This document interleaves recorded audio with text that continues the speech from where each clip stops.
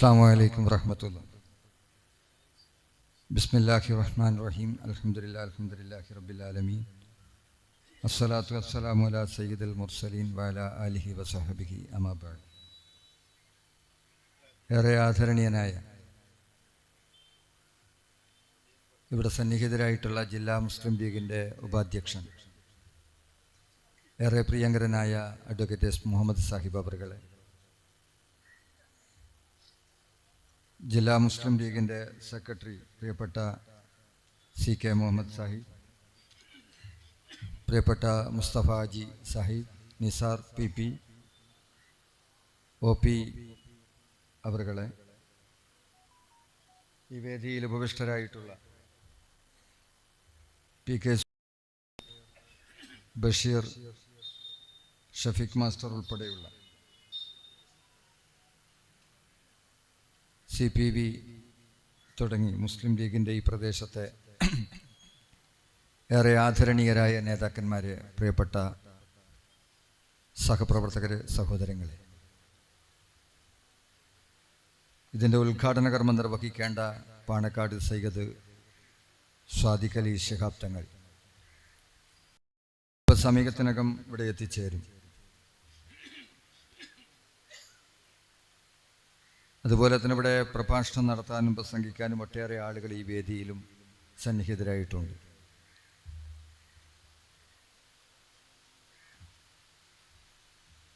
അതിലെല്ലാം ഉപരി നിങ്ങൾ വളരെ പ്രതീക്ഷയോടുകൂടി കാത്തിരിക്കുന്ന കെ എം ഷാജി ഒരാറേകാലോടുകൂടി ഇവിടെ എത്തിച്ചേരും എന്നാണ് പ്രതീക്ഷിക്കുന്നത്. മഗ്‌രിബ് നമസ്കാരത്തിന് ശേഷമായിരിക്കാം അദ്ദേഹത്തിൻ്റെ പ്രഭാഷണം എന്ന് ഞാൻ മനസ്സിലാക്കുക. എന്തായാലും തളിപ്പറമ്പ് മുനിസിപ്പൽ മുസ്ലിം ലീഗിൻ്റെ ഒരാസ്ഥാന മന്ദിരം ലീഗ് ഹൗസ് ഇവിടെ ഉദ്ഘാടനം ചെയ്യപ്പെടുകയാണ്. നേരത്തെ ഷഫീഖ് മാസ്റ്റർ അദ്ദേഹത്തിൻ്റെ പ്രസംഗത്തിൽ സൂചിപ്പിച്ചതുപോലെ തളിപ്പറമ്പ് എന്ന് പറയുന്നത് മുസ്ലിം ലീഗിൻ്റെ ഒരു പരിച്ഛേദമാണ്. തളിപ്പറമ്പ് തളിപ്പറമ്പ് എന്ന് പറയുമ്പോൾ തന്നെ ഓർമ്മ വരിക മുസ്ലിം ലീഗിനെയാണ്. ഈ സ്ഥാപനം ഇവിടെ പടുത്തുയർത്തുന്നതിന് വേണ്ടി,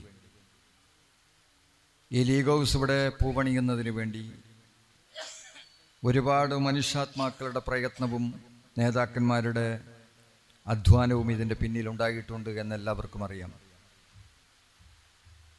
ഒരുപാട് ഓർക്കപ്പെടേണ്ട വ്യക്തികൾ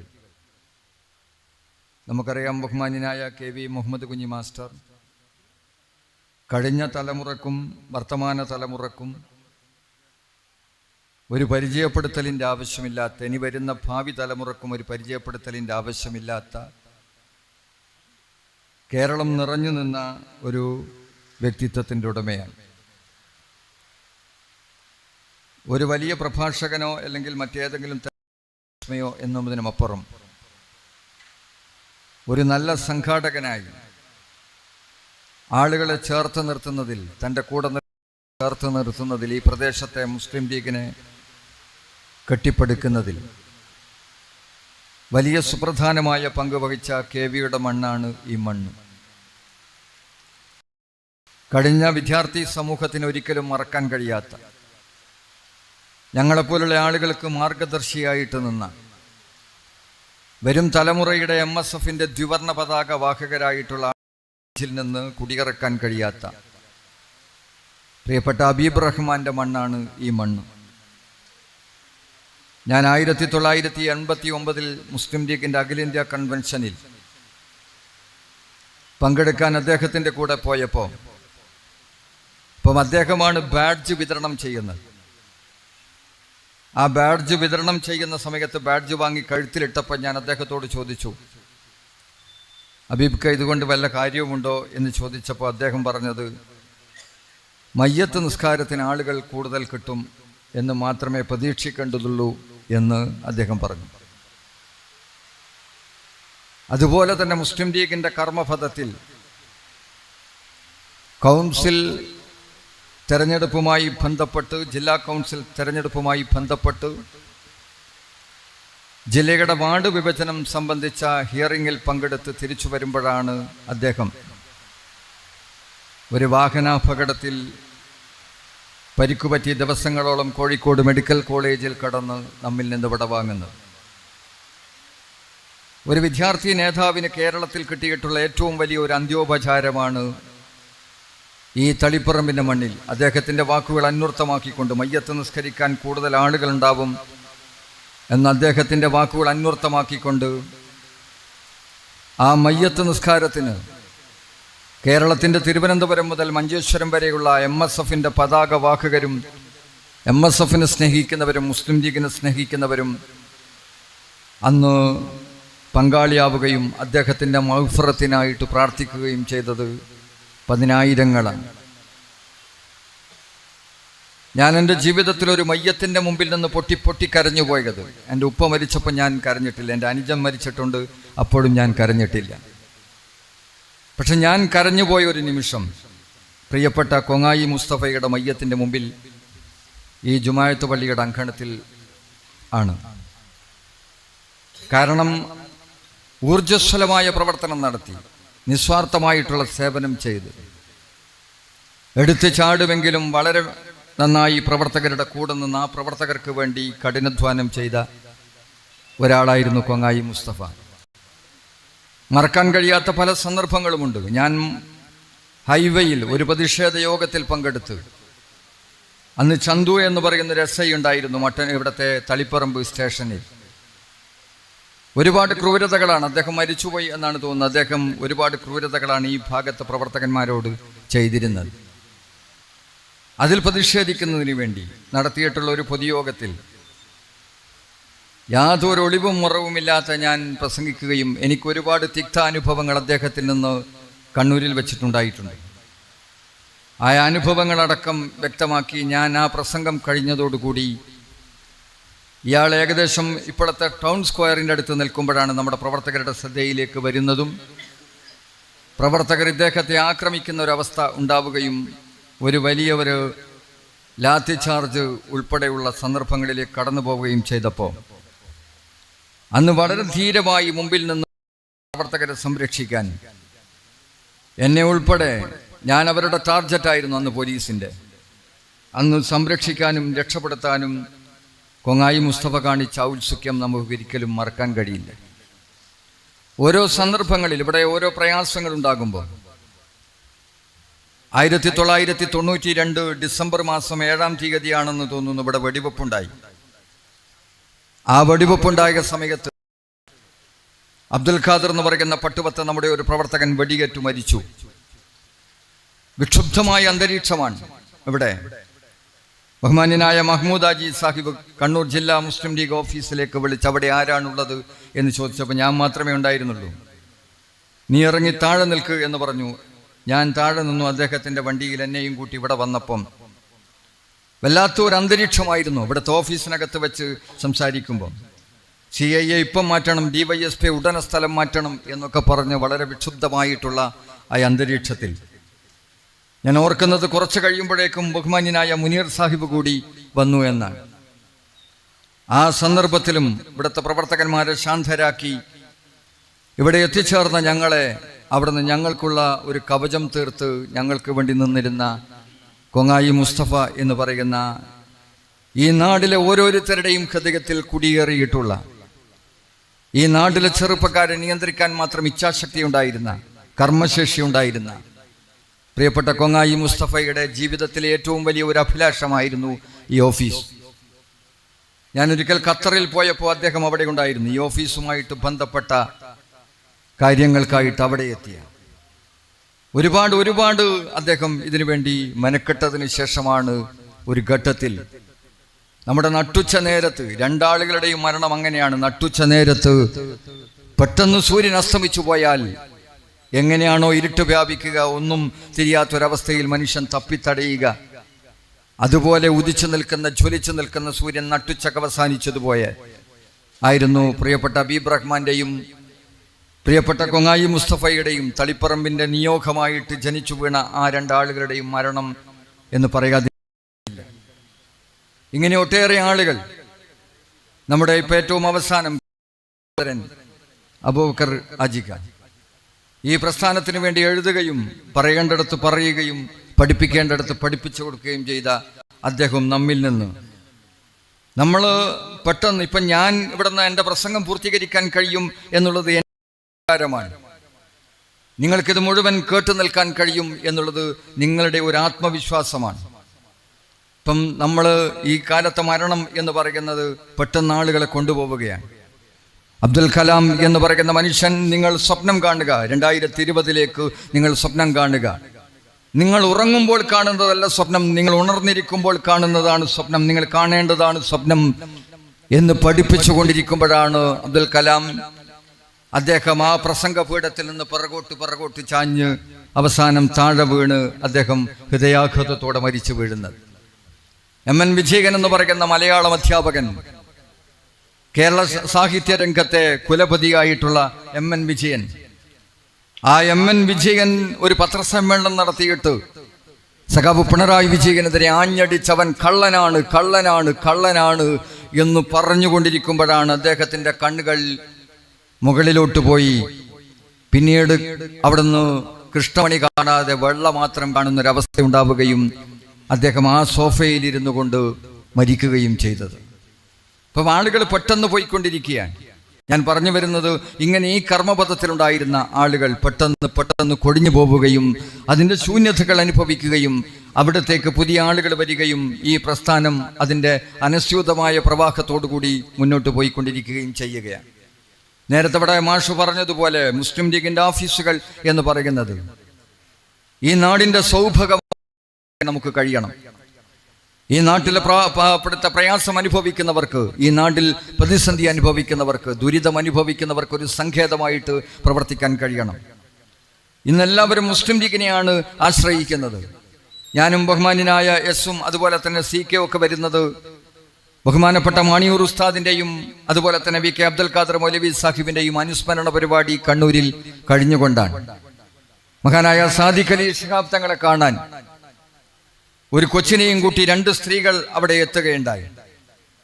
എന്തോ റിയാദിൽ അകപ്പെട്ടു പോയിട്ടുള്ള മകളുടെ ഭർത്താവിൻ്റെ പ്രശ്നങ്ങളാണ്. അദ്ദേഹത്തിൻ്റെ മുമ്പിൽ റിയാദ് ജയിലിലാണ് അവിടെ വന്നിട്ടുള്ള ആ പെൺകുട്ടിയുടെ ഭർത്താവും പെൺകുട്ടിയുടെ അമ്മയുമാണ് അവിടെ വന്നിട്ടുള്ളത്. അവർ പറയുന്നത്, നിങ്ങൾക്ക് അവിടുന്ന് ഇത് രക്ഷപ്പെടുത്താൻ കഴിയൂ, തങ്ങളെ അതുകൊണ്ടൊന്ന് സഹായിക്കണം.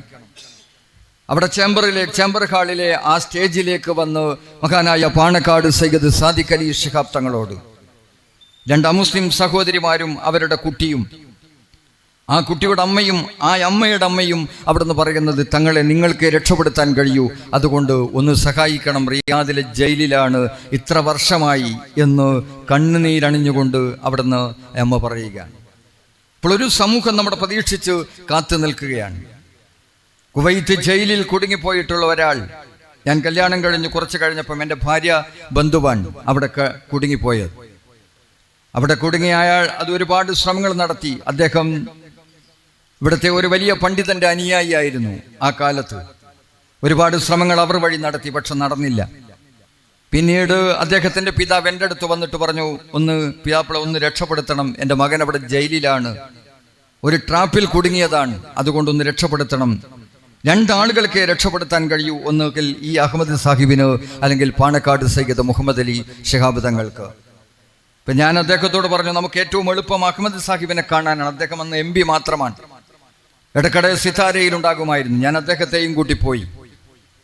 ഒരുപാട് വഴക്ക് എന്നെ പറഞ്ഞു. അതിനുശേഷം വഴക്ക് ഞാൻ ആദ്യം തന്നെ അദ്ദേഹത്തോട് പറഞ്ഞിരുന്നു, വഴക്ക് പറഞ്ഞിരുന്നെങ്കിൽ സംഗതി നടക്കും, സോപ്പിടുകയാണെങ്കിൽ ഒരുപക്ഷെ നടക്കില്ല. അപ്പോൾ വഴക്ക് പറഞ്ഞപ്പോൾ അദ്ദേഹത്തിനും സമാധാനമായി, എനിക്കും സമാധാനമായി. അപ്പം തന്നെ സഭാവി രാജകുടുംബത്തിലെ ഇളമുറക്കാരനെ അദ്ദേഹം അവിടുന്ന് തന്നെ വിളിച്ചു. ആ സഭാഹി രാജകുടുംബത്തിലെ അദ്ദേഹത്തോട് കാര്യങ്ങൾ പറഞ്ഞു. അവിടുത്തെ ഭരണാധികാരിയുടെ ഇളമുറക്കാരൻ കാര്യങ്ങൾ പറഞ്ഞു. പിന്നെ 2 ആഴ്ച കഴിഞ്ഞപ്പോൾ എൻ്റെ കുട്ടികൾക്കുള്ള ചോക്ലേറ്റുമായിട്ട് ഈ മനുഷ്യൻ കടന്നു വരുമ്പോഴാണ് ഞാൻ അറിയുന്നത് അദ്ദേഹം ജയിൽ മോചിതനായിട്ട് വന്നിരിക്കുന്നു എന്ന്. അപ്പം ഞാൻ പറയുന്നത്, നമ്മുടെ നേതാക്കന്മാർ അവിടുന്ന് ഇവിടുത്തെ ഓരോ ആളുകളുടെയും ഓരോ പ്രയാസങ്ങൾ അനുഭവിക്കുന്നവരുടെ പിറകിൽ നമ്മളുണ്ട്. മസ്ജിദുൻ നബവിയിൽ മഹാനായ പ്രവാചകൻ അതിൻ്റെ മുറ്റത്ത് നിന്നുകൊണ്ടാണ് പറഞ്ഞത്, എൻ്റെ ഈ മസ്ജിദിൽ 1 മാസം എഴുത്തിക്കാഫിരിക്കുന്നതിനേക്കാൾ പ്രതിഫലം നിങ്ങളൊരു മനുഷ്യനെ സഹായിക്കുന്നതിന് വേണ്ടി, ഒരു പ്രയാസം അനുഭവിക്കുന്നവനെ സഹായിക്കുന്നതിന് വേണ്ടി അദ്ദേഹത്തിനോടൊപ്പം ചേരലാണ്, അദ്ദേഹത്തിനോടൊപ്പം നടക്കലാണ് എന്ന് റസൂലുള്ളാഹി സ്വല്ലല്ലാഹു അലൈഹി വസല്ലം അന്ന് പറഞ്ഞിട്ടുണ്ടായിരുന്നു. ഈ അനുഭവത്തിന്റെ പശ്ചാത്തലത്തിൽ ഒരു ദിവസം ഇബ്നു അബ്ബാസ് റളിയല്ലാഹു അൻഹു അവിടുത്തെ റൗദ എന്ന് പറയുന്നത് നമുക്കറിയാം, ഉംറക്ക് പോയിട്ടുള്ള ആളുകൾക്കും ഹജ്ജിന് പോയിട്ടുള്ള ആളുകൾക്കും അറിയാം. മസ്ജിദുൻ നബവിയിലെ ഭൂരിപക്ഷം ഭാഗത്തും പച്ച പരവതാനി വിരിച്ചെടുത്ത് അവിടെ റൗദ ഷരീഫിന്റെയും ഖബർസ്ഥാൻ, അവിടെ റസൂലിന്റെയും ഉമർ റളിയല്ലാഹു അൻഹുവിന്റെയും അബൂബക്കർ സിദ്ദീഖിന്റെയും ഖബർ ഉൾക്കൊള്ളുന്ന ഭാഗത്തിന്റെയും ഈ പഴയ മിമ്പറിന്റെയും ഭാഗത്ത് വെള്ള പരവതാനി വിരിച്ച സ്ഥലം കാണാം. ഫി ഹാദാ റിയാദുൽ ജന്ന എന്ന് റസൂലുള്ളാഹി സ്വല്ലല്ലാഹു അലൈഹി വസല്ലം പ്രഖ്യാപിച്ച സ്ഥലം. ഇവിടെ വെച്ച് ഒരാൾ പ്രാർത്ഥിച്ചു കഴിഞ്ഞാൽ ആ പ്രാർത്ഥന അള്ളാഹു തള്ളിക്കളയില്ല എന്നു പ്രഖ്യാപിച്ച സ്ഥലം. അവിടെയാണ് ഇബ്നു അബ്ബാസ് റളിയല്ലാഹു അൻഹു ഇഅ്തികാഫിരിക്കുന്നത്. ഒരു പ്രയാസം അനുഭവിക്കുന്ന മനുഷ്യൻ വന്ന് അദ്ദേഹത്തോട് പറയുന്നു, പ്രിയപ്പെട്ട ഇബ്നു അബ്ബാസ്, നിങ്ങൾക്കൊന്ന് എന്നെ സഹായിക്കാൻ പറ്റുമോ? ഞാൻ വലിയ പ്രയാസത്തിലാണ്, വലിയ കടത്തിലാണ്. നിങ്ങൾ എൻ്റെ കൂടെ വന്നു കഴിഞ്ഞാൽ ഇന്ന മുതലാളി എന്നെ സഹായിക്കും, അതുകൊണ്ട് ഒന്ന് വരാൻ പറ്റുമോ എന്ന് ചോദിച്ചപ്പം ഇബ്നു അബ്ബാസ് റളിയല്ലാഹു അൻഹു ആ മനുഷ്യന്റെ കൂടെ ഇറങ്ങി പുറപ്പെടുകയാണ്. കുറച്ച് കഴിഞ്ഞപ്പം, കുറച്ച് ദൂരം നടന്നപ്പോഴാണ് ഇദ്ദേഹത്തിന് ബോധമുണ്ടാകുന്നത്. മസ്ജിദുൻ നബവിയിൽ റിയാദുൽ ജന്ന എന്ന റസൂലുള്ളാഹി സ്വല്ലല്ലാഹു അലൈഹി വസല്ലം പ്രഖ്യാപിച്ച, ഇവിടെ വെച്ച് ഒരാൾ പ്രാർത്ഥിച്ചു കഴിഞ്ഞാൽ ആ പ്രാർത്ഥന അള്ളാഹു തള്ളിക്കളയുകയില്ല എന്ന് ജീവിതത്തിൽ ഒരിക്കൽ പോലും കള്ളം പറഞ്ഞിട്ടില്ലാത്ത പുന്നാര റസൂൽ ആ പ്രഖ്യാപിച്ച സ്ഥലത്ത് നിന്നാണല്ലോ ഈ മനുഷ്യനെ ഞാൻ കൂട്ടിയിട്ടുള്ളത്. അതുകൊണ്ട് നാളെ പടച്ച തമ്പുരാന്റെ മുന്നിൽ കൈകെട്ടി ഉത്തരം പറയേണ്ടി വരുമോ എന്ന് ഭയന്ന് ഈ മനുഷ്യൻ ഇബ്നു അബ്ബാസ് റളിയല്ലാഹു അൻഹുവിനോട് പറഞ്ഞു, ഇബ്നു അബ്ബാസ്, നിങ്ങൾ തിരിച്ചു പോയിക്കൊള്ളൂ, നിങ്ങളുടെ ഇഴ്തികാഫ് മുടക്കേണ്ടതില്ല, നിങ്ങൾ എൻ്റെ കൂടെ വന്ന് നിങ്ങൾക്ക് കിട്ടുന്ന പ്രതിഫലം അവിടുന്ന് കളയേണ്ടതില്ല എന്ന് പറഞ്ഞപ്പം ഇബ്നു അബ്ബാസ് റളിയല്ലാഹു അൻഹു ആ മനുഷ്യനോട് കുപിതനായിട്ടാണ് പറയുന്നത്, നിങ്ങൾ എന്താണ് പറയുന്നത്? നിങ്ങൾ എനിക്ക് കിട്ടുന്ന പ്രതിഫലത്തെ തടയുകയാണോ? എനിക്ക് അല്ലാഹു അതിനേക്കാൾ, ഇവിടെ ഒരു മാസം ഇഴ്തികാഫിരിക്കുന്നതിനേക്കാൾ പ്രതിഫലം നിങ്ങളുടെ പോലെയുള്ള ആളുകളുടെ കൂടെ വരുത്താണ് എന്ന് എൻ്റെ ഹബീബ്, ഇവിടെ കിടക്കുന്ന ഹബീബാണ്, എൻ്റെയും നിങ്ങളുടെയും ഹബീബാണ് പഠിപ്പിച്ചത്. അതുകൊണ്ട് അത് നിങ്ങൾ തടയുകയാണോ എന്ന് ചോദിച്ചുകൊണ്ട് എനിക്കവിടെ ഇഴ്തികാഫിരിക്കുന്നതിനേക്കാൾ ഗുണം നിങ്ങളുടെ കൂടെ വരവാണ് എന്ന് പ്രഖ്യാപിച്ചുകൊണ്ട് അദ്ദേഹത്തിൻ്റെ കൂടെ ആ ഇബ്നു അബ്ബാസ് റളിയല്ലാഹു അൻഹു ആ മനുഷ്യൻ്റെ കൂടെ പോവുകയാണ്. ഞാൻ പറയുന്നത്, ഓരോ പ്രവർത്തനവും ഓരോ മുസ്ലിം ലീഗിൻ്റെ പ്രവർത്തകരും ഓരോ ദിവസവും ചെയ്തുകൊണ്ടിരിക്കുന്നത് അതാണ്. ഓരോ മുസ്ലിം ലീഗിന്റെ നേതാക്കന്മാരും ഈ കേരളക്കരയിൽ ചെയ്തുകൊണ്ടിരിക്കുന്നത് അതാണ്. പ്രയാസം അനുഭവിക്കുന്നവരുടെ കൂടെ, പ്രയാസം ദുരിതവും അനുഭവിക്കുന്നവർക്ക് സഹായമായി, വീടില്ലാത്തവർക്ക് വീടുണ്ടാക്കി കൊടുക്കാൻ, പട്ടിണി കിടക്കുന്നവരുടെ പട്ടിണി മാറ്റി കൊടുക്കാൻ, ആശുപത്രിയിൽ പോയിട്ട് ചികിത്സ നടത്താൻ കഴിയാത്തവർക്ക് ആശുപത്രിയിൽ പോയി ചികിത്സ നടത്താൻ, വീട്ടകങ്ങളിൽ മക്കൾക്ക് ചികിത്സ നടത്താൻ, മക്കൾക്ക് പരിചരിക്കാൻ കഴിയാത്ത ഭാര്യമാർക്ക് ഭർത്താവിനെ പരിചരിക്കാൻ കഴിയാത്ത, ഭർത്താവിന് ഭാര്യയെ പരിചരിക്കാൻ കഴിയാത്ത, 4 ചുമരുകൾക്കുള്ളിൽ ലോകം അവസാനിച്ചു പോകുന്നിടത്ത് ഒരു വെളിച്ചം കാണാതെ ജീവിക്കേണ്ടി വരുന്ന ജീവച്ഛവങ്ങളായി കിടക്കേണ്ടി വരുന്ന നിത്യരോഗികളായിട്ടുള്ള ആളുകൾ, അവരെ ചേർത്ത് പിടിക്കാൻ നമ്മുടെ മുമ്പിൽ ഒരു മാർഗമേ ഉള്ളൂ എന്ന് പാണക്കാട് സയ്യിദ് ഹൈദർ അലി ശിഹാബ് തങ്ങൾ അവിടുന്ന് പറയുന്നു. അതുകൊണ്ട് എൻ്റെ പിതാവിൻ്റെ നാമധേയത്തിൽ പ്രയാസം അനുഭവിക്കുന്നവർക്ക് താങ്ങും തണലുമായിട്ട് നിന്ന പൂക്കോയ തങ്ങൾ എന്ന് പറയുന്ന മനുഷ്യൻ, നമുക്കറിയാം ആരാണ് പൂക്കോയ തങ്ങൾ എന്നുള്ളത്. പൂക്കോയ തങ്ങൾ ഒരു ദിവസം അവിടുന്ന് പാതിരാത്രിക്ക് വന്നിട്ട് കടന്ന് ഉറങ്ങിപ്പോയി. ഒരു മനുഷ്യൻ കോളിംഗ് ബെല്ലടിച്ചു, കേട്ടില്ല. തഹജ്ജുദ് നിസ്കരിക്കുന്നതിന് വേണ്ടി ഇറങ്ങി പുറത്തേക്ക് വന്നപ്പോഴാണ് വരാന്തയിൽ ഒരു മനുഷ്യൻ ഇങ്ങനെ പാതി ഉറക്കത്തിൽ ഇങ്ങനെ ബെഞ്ചിലിരിക്കുന്നത് പൂക്കോയ തങ്ങൾ കാണുന്നത്. അദ്ദേഹം ചോദിച്ചു, നിങ്ങൾക്ക് വിളിച്ചൂടായിരുന്നോ? പൂക്കോയ തങ്ങൾ പറഞ്ഞു, പൂക്കോയ തങ്ങളോട് ഈ മനുഷ്യൻ പറഞ്ഞു, ഞാൻ വിളിച്ചിരുന്നു തങ്ങളെ, പക്ഷെ തങ്ങൾ കേട്ടില്ല. ഞാൻ കോളിംഗ് ബെൽ, അവിടെ നിന്ന് അങ്ങയുടെ കോളിംഗ് ബെല്ലുണ്ടായിരുന്നില്ല, ഞാൻ അങ്ങയുടെ കതകിന് കുറെ മുട്ടിയിരുന്നു, പക്ഷേ ആരും കേട്ടില്ല. അങ്ങനെ ഞാൻ രാവിലെ എഴുന്നേറ്റിട്ട് കണ്ടിട്ട് പോകാം എന്ന് കരുതിയിട്ടിരുന്നതാണെന്ന് പറഞ്ഞപ്പം ആ പൂക്കോയ തങ്ങളുടെ കിടത്തം മാറ്റുകയാണ്.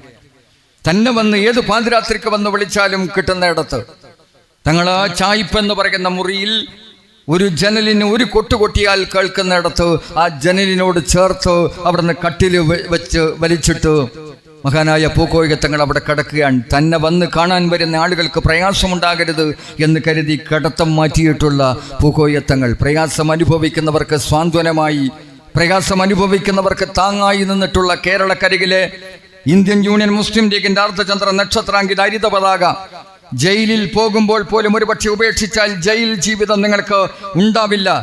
ഞങ്ങളുടെ അറസ്റ്റ് ഒഴിവാക്കാം, ഞങ്ങളുടെ കൈവിലങ്ങ് ഒഴിവാക്കാം, നിങ്ങൾക്ക് ജയിലിൽ പോകേണ്ടി വരില്ല എന്ന് പറഞ്ഞപ്പോഴും 16 ദിവസം പ്രിയപ്പെട്ടവരെ കോഴിക്കോട് ജില്ലാ ജയിലിൽ കിടക്കേണ്ടി വന്നപ്പോഴും എനിക്ക് ഈ പ്രസ്ഥാനത്തിന് വേണ്ടി, ഇവിടെ തുമ്മത്തിന് വേണ്ടി ജയിലിൽ കിടക്കേണ്ടി വന്നാൽ ഞാൻ അഭിമാനപൂർവ്വം അത് സ്വീകരിക്കുന്നു. ഒരു മണിയറ പോലെ ഞാനത് സ്വീകരിക്കുന്നു. നിങ്ങളുടെ കയ്യാമ ഞാനൊരു പൂമാലിയായിട്ട് സ്വീകരിക്കുന്നു എന്ന് പ്രഖ്യാപിച്ച് തടയാൻ വന്ന ജനതയോട്, തടയാൻ വന്ന ആ മലബാറിലെ വീര്യമുള്ള മാപ്പിള മക്കളോട് നിങ്ങൾ മാറിപ്പോവുക, എന്നെ ഇവർ കൊണ്ടുപോകട്ടെ, നിങ്ങൾക്ക് എന്നെ മാത്രമേ തടയാൻ കഴിയൂ, എന്നെ കൊണ്ടുപോകുന്നത് മാത്രമേ തടയാൻ കഴിയൂ. നമ്മുടെ ഇന്ത്യയുടെ ജയിലുകളിൽ പ്രിയപ്പെട്ടവരെ ഹൈദരാബാദ് ആക്ഷന്റെ പേരിൽ ഒരുപാട് മനുഷ്യാത്മാക്കൾ കിടക്കുകയാണ്. അവരെ ഒന്നും മോചിപ്പിക്കാനോ അവരെ കൊണ്ടുപോകുന്നത് തടയാനോ നമുക്കാർക്കും കഴിയില്ല. അതുകൊണ്ട് എന്നെ വിട്ടേക്കുക എന്ന് പറഞ്ഞ ആ പൂക്കോയ തങ്ങളുടെ നാമധേയത്തിൽ നമ്മുടെ രാജ്യത്ത് പ്രവർത്തിച്ചു കൊണ്ടിരിക്കുന്ന ഇവിടുത്തെ പൂക്കോയത്തങ്ങൾ ഹോസ്പൈസ് എന്ന് പറയുന്ന ഒരു സംവിധാനമുണ്ട്, കിടപ്പ് രോഗികളെ ചികിത്സിക്കുന്ന. ഞാൻ അതിൻ്റെ ജില്ലാ കോർഡിനേറ്ററും അതുപോലെ തന്നെ മട്ടന്നൂരിലെ ഹോസ്പൈസിൻ്റെ വളണ്ടിയറും കൂടിയാണ്. നമുക്കറിയാം, നമ്മുടെ ഈ നിയോജക മണ്ഡലത്തിൽ കൊളച്ചേരിയിലും തൊട്ടടുത്ത നിയോജക മണ്ഡലത്തിൽ ഇരിക്കൂർ നിയോജക മണ്ഡലത്തിലാകെയും അതിൻ്റെ പ്രവർത്തനങ്ങളുണ്ട്. ഇങ്ങനെ കിടപ്പ് രോഗികളുള്ളയിടത്ത്, പ്രയാസം അനുഭവിക്കുന്നവർ ഉള്ളയിടത്ത്, പട്ടിണി കിടക്കുന്നവരുടെ പട്ടിണി മാറ്റാൻ, അതുപോലെ തന്നെ രോഗാതുരത്തോടുകൂടി കിടക്കുന്നവർക്ക് ചികിത്സ നൽകാൻ, അവരെ ശുശ്രൂഷിക്കാൻ, മക്കൾക്ക് പോലും ഒന്നാലോചിക്കാൻ പോലും കഴിയാതെ ആ ദുർഗന്ധം വമിക്കുന്നിടത്ത് കിടന്ന കിടപ്പിൽ തന്നെ മൂത്രമൊഴിക്കുകയും കിടന്ന കിടപ്പിൽ തന്നെ അവിടുന്ന് കാഷ്ടിക്കുകയും ചെയ്യുന്ന രോഗികളെയാണ് ഞങ്ങളെപ്പോലുള്ള വളണ്ടിയർമാർ പരിചരിച്ചു കൊണ്ടിരിക്കുന്നത് എന്ന് നിങ്ങൾ മനസ്സിലാക്കണം. അങ്ങനെ മുസ്ലിം ലീഗ് എന്ന് പറയുന്ന രാഷ്ട്രീയ പ്രസ്ഥാനം സേവന സന്നദ്ധമായിട്ട് മുന്നോട്ട് പോവുകയാണ്. ഇപ്പം നമ്മുടെ രാജ്യം ചർച്ച ചെയ്തുകൊണ്ടിരിക്കുന്ന നിമിഷപ്രിയ എന്ന് പറയുന്ന ഒരു സ്ത്രീ യമനിലെ ജയിലിൽ അവിടെ കഴിയുകയാണ്. എന്തിനാണ് നിമിഷപ്രിയ ജയിലിൽ കഴിയുന്നത്? യമന്റെ ഏതെങ്കിലും അധികാരത്തിന് വേണ്ടിയുള്ള കടമത്സരത്തിനിടയിലോ യമന്റെ സ്വാതന്ത്ര്യ സമരത്തിൽ പങ്കെടുത്തിട്ടോ അല്ല. തൻ്റെ കൂടെ അവിടുന്ന് ബിസിനസ് പങ്കാളിയായ യമൻ പൗരനെ തലാൽ മഹദി എന്ന് പറയുന്ന ആ ചെറുപ്പക്കാരനെ കൊല്ലുക മാത്രമല്ല, അവിടുന്ന് എത്ര ഡോസിൽ കൊടുത്താൽ ഒരാളെ കൊല്ലാൻ കഴിയുമെന്ന് നഴ്സായിട്ടുള്ള നിമിഷപ്രിയ എന്ന് പറയുന്ന സ്ത്രീക്കറിയാം, നഴ്സിനറിയാം. ആ ഡോസിൽ, ഒരാൾ മരിക്കേണ്ട ഡോസിൽ അവിടുന്ന് മരുന്ന് കൊടുത്ത് കൊന്നതിന് ശേഷം 110 കഷ്ണമാക്കി. എന്നിട്ട് ആ 110 കഷ്ണങ്ങൾ ഒരു ബാഗിലാക്കി. ആ ബാഗിൽ 100ഓളം ആളുകൾ താമസിക്കുന്ന ഒരു അപ്പാർട്ട്മെന്റിന്റെ മുകളിലെ വാട്ടർ ടാങ്കിയിൽ കൊണ്ടുപോയിട്ട് തങ്ങൾക്ക് കിട്ടുന്ന വെള്ളത്തിന്റെ ദുർഗന്ധം സഹിക്കവയ്യാതായപ്പോഴാണ് ഇവർ വാട്ടർ ടാങ്കി പരിശോധിക്കുന്നത്. വാട്ടർ ടാങ്കി പരിശോധിച്ചപ്പോഴാണ് ഒരു പുരുഷന്റെ തലയും അദ്ദേഹത്തിന്റെ ബാക്കി എല്ലാ ഭാഗവും ആ ബാഗിനകത്ത് കാണുന്നത്. അങ്ങനെ അന്വേഷണം നടത്തിയപ്പോഴാണ് നിമിഷപ്രിയ എന്ന് പറയുന്ന സ്ത്രീ, പ്രിയപ്പെട്ടവരെ, അവളാണ് കൊന്നത് എന്ന് ബോധ്യപ്പെടുന്നതും 33 ദിവസം ഒളിവിൽ ഈ നിമിഷപ്രിയ എന്ന് പറയുന്ന ഈ നഴ്സ് കഴിയുകയും 33ാമത്തെ ദിവസം രക്ഷയില്ലാതെ വന്നപ്പോൾ അവിടുന്ന് തൻ്റെ പാസ്പോർട്ടും എല്ലാ യാത്രാ രേഖകളുമായിട്ട് പോലീസിന്റെ മുമ്പിൽ കീഴടങ്ങുകയും താൻ ചെയ്ത കുറ്റം അവിടെ ഏറ്റുപറയുകയും അവസാനം എല്ലാ കുറ്റവാളികളും പറയുന്നത് പോലെ എന്നെ ബലാത്കാരം ചെയ്യാൻ വന്നതുകൊണ്ടാണ്, എന്നെ മാനഭംഗപ്പെടുത്താൻ വന്നതുകൊണ്ടാണ്, എന്നെ പീഡിപ്പിക്കാൻ വന്നതുകൊണ്ടാണ് അവിടുന്ന് ഞാൻ കൊന്നുകളഞ്ഞത് എന്നാണ് പറയുന്നത്. നമുക്കറിയാം, ഒരു പ്രതിരോധത്തിനുള്ള കൊലപാതകമാണെങ്കിൽ ഒന്നുകിൽ ഒരു കുത്ത്, അല്ലെങ്കിൽ എന്തെങ്കിലും എടുത്തൊരു തലക്കുള്ള ഒരു അടി. ഒരു പ്രതിരോധ സമയത്തുള്ള ഒരാൾ കൊല്ലപ്പെടുക എന്ന് പറഞ്ഞാൽ ഒന്നുകിൽ തലക്കടിയേറ്റ്, അല്ലെങ്കിൽ കയ്യിൽ കിട്ടുന്ന സാധനമെടുത്ത് കുത്തിയിട്ട് ഇത് 110 കഷ്ണമാക്കി എന്നിട്ട് ബാഗിൽ അത് സൂക്ഷിച്ച് എന്നിട്ടത് വാട്ടർ ടാങ്കിയിൽ നിക്ഷേപിച്ച് കൊന്നുകളഞ്ഞ നിമിഷപ്രിയ എന്ന് പറയുന്ന ഒരു നഴ്സിനെ രക്ഷപ്പെടുത്താൻ ഈ രാജ്യവും രാജ്യത്തിലുള്ള ആളുകളും എല്ലാം മെനക്കെടുമ്പോൾ നമ്മൾ ചർച്ച ചെയ്യപ്പെടാതെ പോയ ഒരുപാട് ഇത്തരം ആളുകളെ രക്ഷപ്പെടുത്തിയ കഥകൾ. ഇത്തരം ആളുകളല്ല, അബദ്ധത്തിൽ കയ്യബദ്ധം കൊണ്ട് മരിച്ചു പോവുകയും അതിനെ കൊലക്കുറ്റം ചുമത്തപ്പെടുകയും എന്നിട്ട് വധശിക്ഷയ്ക്ക് വിധേയരാവുകയും ചെയ്ത എത്രയോ ആളുകൾ നമ്മുടെ രാജ്യത്തുണ്ട്. മുസ്ലിം ലീഗ് എന്ത് ചെയ്തു എന്ന് ചോദിക്കുമ്പോൾ നേരത്തെ ഇവിടെ പറഞ്ഞതുപോലെ, ഞാൻ മറ്റു കാര്യങ്ങളിലേക്ക് പറയുന്നതിന് മുമ്പ് ഈ രാജ്യത്തിലെ മനുഷ്യനെ സഹായിക്കുക, അതിന് ജാതിയുടെയും മതത്തിൻ്റെയും അടിവേരുകളില്ലാതെ സഹായിക്കുക, ജാതിയുടെയും മതത്തിൻ്റെയും പ്രിയപ്പെട്ടവരെ അവിടുന്ന് എന്തെങ്കിലും ചിന്തയില്ലാതെ സഹായിക്കുക എന്ന നിലപാട് സ്വീകരിച്ച ഒരു രാഷ്ട്രീയ പ്രസ്ഥാനത്തിൻ്റെ പേര് ഞാനും നിങ്ങളും പിടിക്കുന്ന അർദ്ധചന്ദ്ര നക്ഷത്രാങ്കിത ഹരിത പതാകവാഹകരായ ഇന്ത്യൻ യൂണിയൻ മുസ്ലിം ലീഗാണ് എന്ന അഭിമാനത്തോടു കൂടി പറയാൻ നമുക്ക് കഴിയും. നമുക്കത് അത്യുച്ചത്തിൽ പറയാൻ സാധിക്കും. നമുക്കറിയാം, കുവൈത്തിൽ അത്തിമുത്തു എന്ന് പറയുന്ന തമിഴ്നാട്ടുകാരൻ, തൻ്റെ കൂടെ ഒന്നിച്ച് താമസിക്കുന്ന ഷൗക്കത്ത് അലി എന്ന് പറയുന്ന പെരിന്തൽമണ്ണക്കാരൻ, അവിടെ വെച്ച് കറിയുണ്ടാക്കുന്നതുമായി ബന്ധപ്പെട്ട തർക്കമുണ്ടാവുകയും സ്വാഭാവികമായി പ്രവാസ ലോകത്ത് ജീവിച്ചിട്ടുള്ള ആളുകൾക്കറിയാം, തർക്കങ്ങൾ സ്വാഭാവികമാണ് റൂമിനകത്ത്. ആ തർക്കങ്ങൾക്കിടയിൽ അത്തിമുത്തു ഈ ഷൗക്കത്തിനെ തള്ളി അവിടെ നിന്ന് പെട്ടെന്ന് തള്ളുകയും ആ തള്ളലിൽ ഷൗക്കത്ത് പോയിട്ട് ചുമരിനടിച്ച് അവിടെ തന്നെ വീഴുകയും പരിക്ക് ഒബ്ലാങ്കറ്റൊക്കെ ആയതുകൊണ്ട് അവിടെ വെച്ച് ആശുപത്രിയിൽ കൊണ്ടുപോകുന്നതിനിടയിൽ മരിക്കുകയും ഈ അത്തിമുത്തു ജയിലിലാവുകയും ചെയ്യുകയാണ്. അത്തിമുത്തു ജയിലിലായി കഴിഞ്ഞപ്പോഴാണ് അത്തിമുത്തുവിനെ അവിടുന്ന് വധശിക്ഷയ്ക്ക് വിധിച്ച് ജയിലിൽ ഏറ്റവും സുരക്ഷിതമായ ഒരു ജയിലിൽ കഴിയുമ്പോഴാണ് മറ്റൊരു മുസ്ലിം തടവുകാരൻ അത്തിമുത്തുവിനോട് പറയുന്നത്, അത്തിമുത്തു, നിങ്ങൾക്ക് രക്ഷപ്പെടാൻ ഒരു മാർഗമുണ്ട്. ഇസ്ലാമിക ശരീഅത്തിനകത്തൊരു നിയമമുണ്ട്, ദിയാപണം കൊടുക്കുക എന്നുള്ളത്. അവിടുന്ന് ബ്ലഡ് മണി കൊടുത്തു കഴിഞ്ഞാൽ നിങ്ങൾ രക്ഷപ്പെടും. അതുകൊണ്ട് ആ കുടുംബവുമായിട്ട് ബന്ധപ്പെടാൻ നിങ്ങളുടെ ആരെങ്കിലും ഉണ്ടെങ്കിൽ അവരെ ഒന്ന് ചുമതലപ്പെടുത്തൂ എന്ന് പറഞ്ഞപ്പോൾ തൻ്റെ ഭാര്യ രാജലക്ഷ്മി എന്ന് പറയുന്ന ആ ഭാര്യയെയും ഭാര്യയുടെ അച്ഛനും അവിടുന്ന് ഈ പെരിന്തൽമണ്ണയിലേക്ക് വരികയാണ്. ഷൗക്കത്തിൻ്റെ കുടുംബവുമായിട്ട് ബന്ധപ്പെടുകയാണ്. അവർ 30 ലക്ഷം റുപ്യ ആവശ്യപ്പെടുകയാണ്. 30 ലക്ഷം റുപ്യ ആവശ്യപ്പെട്ട് കഴിഞ്ഞപ്പോൾ പ്രതീക്ഷയോടുകൂടി ഈ കുടുംബം, ഈ രണ്ടുപേർ തിരിച്ച് തമിഴ്നാട്ടിലേക്ക് പോവുകയാണ്. ആരെങ്കിലും സഹായിക്കുമെന്ന പ്രതീക്ഷ, അവിടുത്തെ ഭരണകൂടം അവിടുന്ന് സഹായിക്കും, പഴനീർ സ്വാമി സഹായിക്കുമെന്ന പ്രതീക്ഷയോടുകൂടി, അവിടുത്തെ MP സഹായിക്കുമെന്ന പ്രതീക്ഷയോടുകൂടി, അവിടുത്തെ MLA സഹായിക്കുമെന്ന പ്രതീക്ഷയോടുകൂടി, അവിടുത്തെ ജനങ്ങൾ ഒരു മനുഷ്യനെ അവിടുന്ന് ഒരു കയ്യബദ്ധം പറ്റിപ്പോയിട്ട് ജയിലിൽ കിടക്കുകയും അവിടുന്ന് മരണത്തിന് കീഴടങ്ങുകയും ചെയ്യേണ്ടി വരുന്ന നിമിഷം കാത്തു നിൽക്കുന്ന ഒരു മനുഷ്യനെ സഹജമെന്ന് രക്ഷപ്പെടുത്താൻ തൻ്റെ തമിഴകത്തെ മക്കൾ സഹായിക്കുമെന്ന പ്രതീക്ഷയോടുകൂടി തിരിച്ചുപോയപ്പോൾ ആരും സഹായിച്ചില്ല. വീട്ടിലുണ്ടായിരുന്ന സാധനങ്ങൾ മുഴുവൻ വിറ്റ്, തൻ്റെ അവിടെ നിന്നുണ്ടായിരുന്ന സമ്പാദ്യമായ സ്വർണം മുഴുവനും വിറ്റ്, ആകെ ഉണ്ടായിരുന്ന 5 ലക്ഷവുമായി വീണ്ടും ഈ പെരിന്തൽമണ്ണയിലേക്ക് വരികയാണ്.